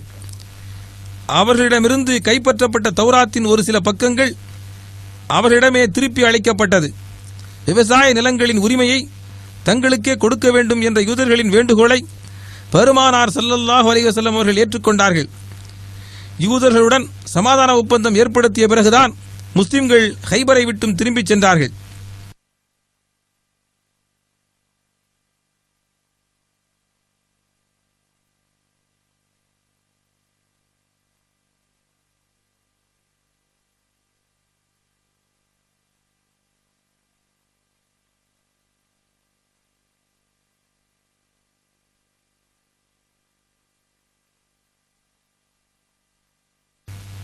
பெருமானாரின் கடிதம்.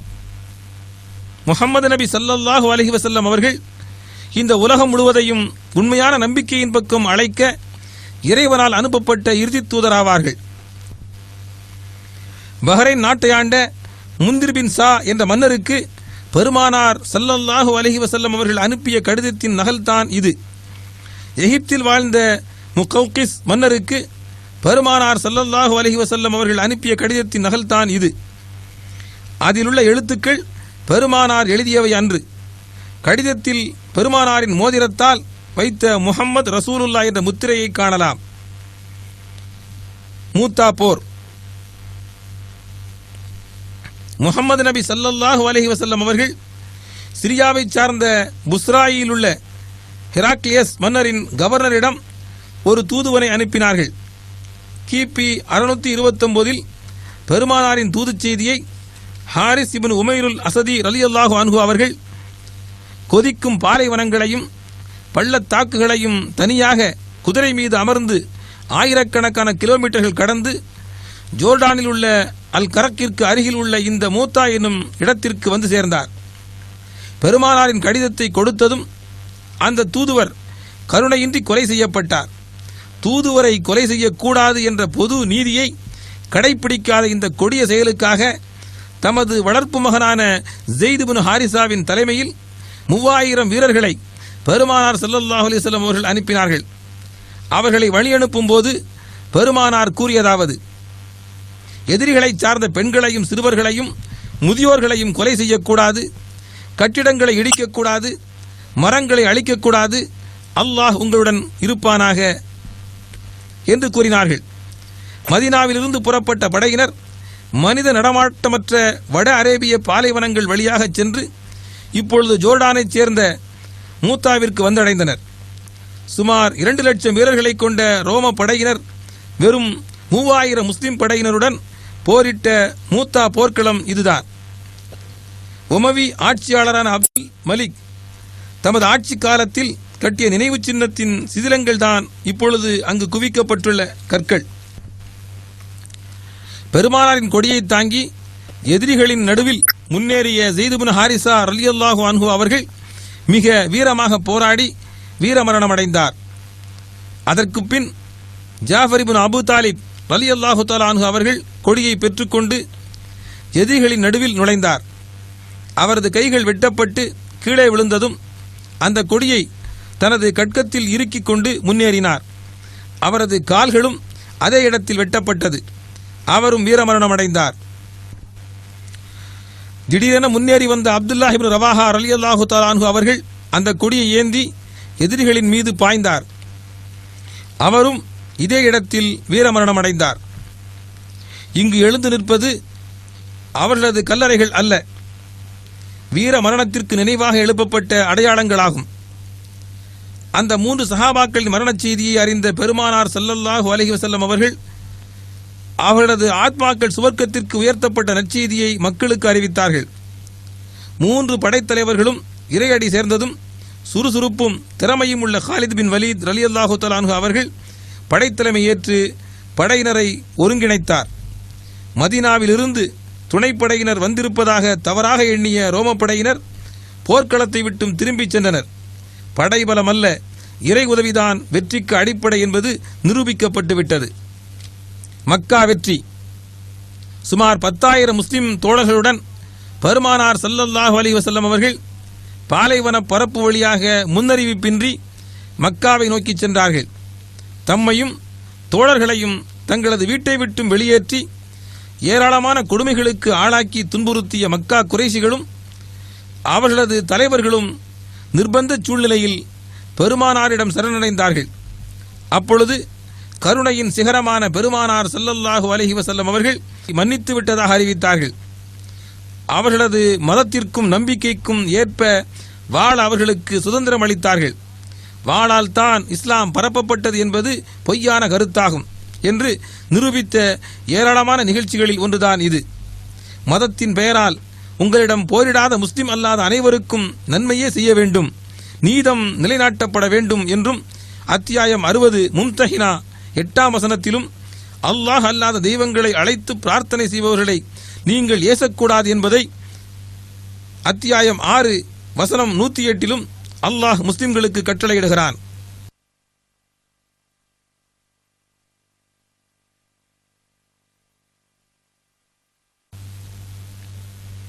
பேர உஸ்மான்.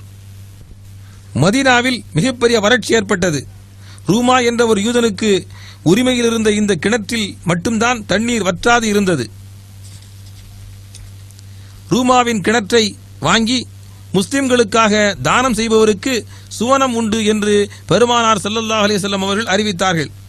இதை கேட்டதும் உஸ்மான் இப்னு அஃபான் ரலியல்லாஹு தஆலா அன்ஹு அவர்கள் 20,000 திர்ஹத்தை கொடுத்து இந்த கிணற்றை வாங்கி முஸ்லிம்களுக்காக தானம் செய்தார். மதீனாவிலிருந்து 5 கிலோமீட்டர் தொலைவில் உள்ள இந்த கிணற்றில் தண்ணீர் இப்பொழுதும் அதிகமாக உள்ளது.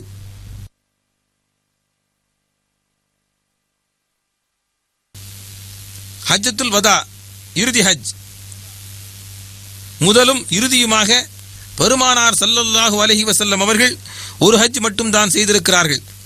ஹஜ்ஜிற்கு புறப்படுவதாக முடிவெடுத்த செய்தியை பெருமானார் ஸல்லல்லாஹு அலைஹி வஸல்லம் அவர்கள் விளம்பரப்படுத்தினார்கள்.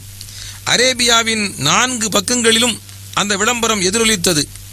நகரங்களும் கிராமங்களும் மலை சரிவுகளும் பாலை வனங்களும் அந்த அழைப்பிற்கு பதிலளித்தன. மக்கள் பெரும் கூட்டமாக மதீனாவில் திரண்டனர். பெருமானாரின் மரணத்திற்கு சுமார் 3 மாதங்களுக்கு முன் கிபி 632 சுமார் 1 லட்சம் விசுவாசிகளுடன் பெருமானார் ஸல்லல்லாஹு அலைஹி வஸல்லம் அவர்கள் மக்காவிற்கு புறப்பட்டார்கள். மினாவில் முஹம்மது நபி ஸல்லல்லாஹு அலைஹி வஸல்லம் அவர்கள் முகாமிட்ட இடத்தில்தான் மஸ்ஜிதுல் கைஃப் உள்ளது. இது அரஃபாவிலே மஸ்ஜிதுன் நமிரா என்ற பள்ளி. துல்ஹஜ் பிறை 9 அன்று பெருமானார் ஸல்லல்லாஹு அலைஹி வஸல்லம் அவர்கள் அரஃபாவின் இந்த சுற்றுப்புறத்தில் நிகழ்த்திய வரலாற்று சிறப்புமிக்க பேருரையின் சுருக்கம் வருமாறு. மக்களே, எனது வார்த்தைகளை கவனமாக கேளுங்கள். இதே இடத்தில் இன்னொரு முறை நாம் சந்திக்க முடியுமா என்பது தெரியாது. மக்களே, உங்களது இரத்தமும் செல்வமும் இறுதி நாள் வரையிலும் கண்ணியமிக்கதாகும். அனைத்து வட்டிகளையும் அறியாமை காலத்தின் பழி ரத்தத்தையும் நான் ரத்து செய்துள்ளேன். மக்களே, உங்களுக்கு பெண்களிடமும் பெண்களுக்கு உங்களிடமும் உள்ள கடமைகளை நிறைவேற்றுங்கள். அவர்களுக்கு கண்ணியமான ஆடையையும் உணவையும் அளியுங்கள். அவர்களிடம் கருணையுடன் நடந்து கொள்ளுங்கள். அவர்கள் உங்களை சார்ந்தவர்களும் உங்களுக்கு பங்காளிகளும் ஆவர். இறை வசனத்தின் பெயரில் தான் அவர்களை உங்களுக்கு இணைகள் என்ற முறையில் அனுமதிக்கப்பட்டுள்ளது. எனது வார்த்தைகளை கவனமாக கேளுங்கள். மிக தெளிவான 2 விஷயங்களை நான் உங்களுக்கு விட்டுச் செல்கிறேன். அவற்றை பற்றி பிடித்திருக்கும் காலமெல்லாம் நீங்கள் வழி தவறவே மாட்டீர்கள். அவை இறை வேதமும் அல்லாஹ்வின் தூதரின் வழியுமாகும். நீங்கள் உங்களுக்கு நீங்களே துரோகம் செய்யாதீர்கள். எனது இரட்சகனான இறைவா, நீ என்னிடம் ஒப்படைத்த பொறுப்பை நான் பூர்த்தி செய்யவில்லையா என்று கேட்டார்கள். அப்பொழுது மக்களெல்லாம் ஒரே குரலில் சொன்னார்கள், ஆம் என்று. பெருமானார் ஸல்லல்லாஹு அலைஹி வஸல்லம் அவர்கள் தமது விரலை ஆகாயத்தின் பக்கம் உயர்த்தி கூறினார்கள், அல்லாஹ் நீயே சாட்சியாக இருக்கிறாய் என்று. உலகத்தின் அனைத்து நாடுகளிலிருந்தும் முஸ்லிம்கள் தேசம், மொழி, நிறம் பாகுபாடின்றி அரஃபா நாளில் இங்கு தங்குகிறார்கள். மறுமை நாளில் அல்லாஹ் அனைத்து மனிதர்களையும் மஹசராவில் ஒன்று சேர்க்கக்கூடிய நிகழ்ச்சியை இது நினைவுபடுத்துகிறது. இது முஸ்தலிஃபா பள்ளி. அரஃபாவிலிருந்து மினாவிற்கு செல்லக்கூடிய ஹாஜிகள் தற்காலிகமாக மட்டும் தங்கக்கூடிய முஸ்தலிஃபா பக்கீஉல் கர்கத். பெருமானாரின் காலம் முதல் இன்று வரையிலும் மதீனாவில் உள்ள ஒரு பொது அடக்கஸ்தலம்தான் பக்கீஉல் கர்கத் என்ற ஜன்னத்துல் பக்கீ. இதனுள் தான் பெருமானாரின் மனைவியர்களும் பிள்ளைகளும் உஸ்மான் இப்னு அஃபான் போன்ற ஏராளமான ஆண்களும் பெண்களுமான நபித்தோழர்களும் தோழியரும் பொதுமக்களும் அடக்கம் செய்யப்பட்டுள்ளனர். பெருமானாரின் மறைவு கிறித்தவ ஆண்டு 632 ஜூன் மாதம் 8ஆம் நாள் தூது பரம்பரைக்கு முற்றுப்புள்ளி வைக்கும் பொருட்டு தமது 63ஆம் வயதில் அல்லாஹ்வின் இறைத்தூதர் முஹம்மது நபி ஸல்லல்லாஹு அலைஹி வஸல்லம் அவர்கள் இவ்வுலக வாழ்வை விட்டு பிரிந்து சென்றார்கள். ஆயிஷா நாயகியின் வீட்டில் வைத்துத்தான் பெருமானார் ஸல்லல்லாஹு அலைஹி வஸல்லம் அவர்கள் வஃபாத்தானார்கள். அதே இடத்திலேயே அடக்கம் செய்யப்பட்டார்கள். மதீனாவின் மஸ்ஜிதுன் நபவியை ஒட்டியுள்ள இப்பகுதிக்குள் தான் பெருமானார் ஸல்லல்லாஹு அலைஹி வஸல்லம் அவர்கள் இறுதி ஓய்வு எடுக்கிறார்கள்.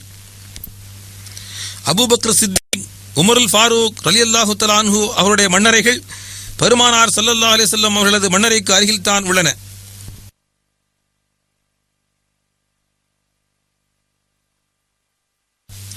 நாகரிக வளர்ச்சிக்கு தொலைதூர வாய்ப்பு காணாத பழம்பெரும் அரேபியாவில் கிறித்தவ ஆண்டு 570 ஏப்ரல் மாதத்தில் மக்காவில் அப்துல்லாஹ் ஆமினாவுக்கு மகனாக பிறந்து சிறு வயதிலேயே அனாதையாக வளர்ந்து பல்கலைக்கழகங்களிலோ கல்லூரிகளிலோ கல்வி கற்காமல் எழுத படிக்க அறியாமலும் உண்மையாளன் என்று எதிரிகளாலும் போற்றப்பட்ட முஹம்மது நபி ஸல்லல்லாஹு அலைஹி வஸல்லம் அவர்கள் தமது 40 வயது வரையிலும் இவ்வுலகத்துக்கு எந்த ஒரு அற்புதத்தையும் எடுத்து கூறவில்லை.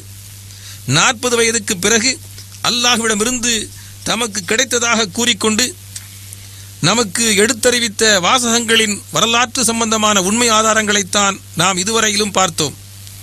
அடுப்படி முதல் உலக அளவிலான வாழ்க்கையின் அனைத்து பகுதிகளுக்கும் வழிகாட்டக்கூடிய ஒரு உத்தம வேதம்தான் அல் குர்ஆன். மக்களே, நினைவுபடுத்துங்கள், அகில உலகத்தையும் ஆட்சி செய்யக்கூடிய தெய்வம் அவன் ஒருவனாவான். அவன் ராமருக்கும் இயேசுவிற்கும் பரிசுத்த ஆவியான காபிரியேலுக்கும் முஹம்மது நபிக்கும் கூட அனைத்து படைப்பினங்களுக்கும் தெய்வமாவான். பல மொழிகளில் யெகோவா, அல்லாஹ், ஆதிபராசக்தி என்றெல்லாம் அறியப்படுபவன் அவனே. அவனை மட்டுமே வணங்குங்கள். இடைத்தரகர்கள் இல்லாமல் அவனிடம் மட்டுமே நேரடியாக பிரார்த்தனை செய்யுங்கள். அவன் ஒரு படைப்பல்ல, அனைத்து படைப்புகளையும் படைத்தவன்தான் அவன். அவனுக்கு உருவமோ இணையோ கிடையாது.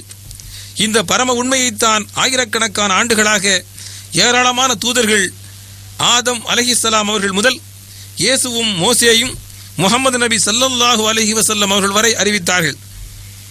சிற்றின்ப சுகங்களுக்கு பின் ஓடக்கூடிய அனைத்து மனிதர்களுக்கும் இறை தூதர்கள் எச்சரிக்கை செய்கிறார்கள். எச்சரிக்கையாயிருங்கள், மரணத்திற்கு பிறகு ஒரு உலகம் உள்ளது. இறுதி நாளுக்கு பிறகு நீர் அங்கு உயிர்ப்பிக்கப்பட்டு உங்களது செயல்கள் விசாரணை செய்யப்படும். நன்மைகளுக்கு கூலியாக சொர்க்கமும் தீமைகளுக்கு கூலியாக நரகமும் அங்கு காத்திருக்கின்றன. இது மிக மிக உண்மையாகும். பாடம் படித்துக் கொள்ளுங்கள். இறுதி தூதரான முஹம்மது நபி ஸல்லல்லாஹு அலைஹி வஸல்லம் அவர்கள் மூலமாக அருளப்பட்ட எந்தவித மாற்றமும் திருத்தமும் செய்யப்படாத அனைத்து வேதங்களின் முடிவுதான் அல் குர்ஆன். திருக்குர்ஆனையும் நபி வழியையும் முன்மாதிரியாக வைத்து வாழ்க்கையை சரி செய்து கொள்ளுங்கள். அது மட்டும்தான் இவ்வுலகத்தில் சாந்தியையும் மறுமையில் நிரந்தர சொர்க்கத்தையும் அடைவதற்கான ஒரே வழி. எங்கள் இரட்சகனே, ஈருலகத்திலும் வெற்றி பெறுபவர்களின் கூட்டத்தில் எங்களையும் ஆக்கியருள்வாயாக. ஆமீன்.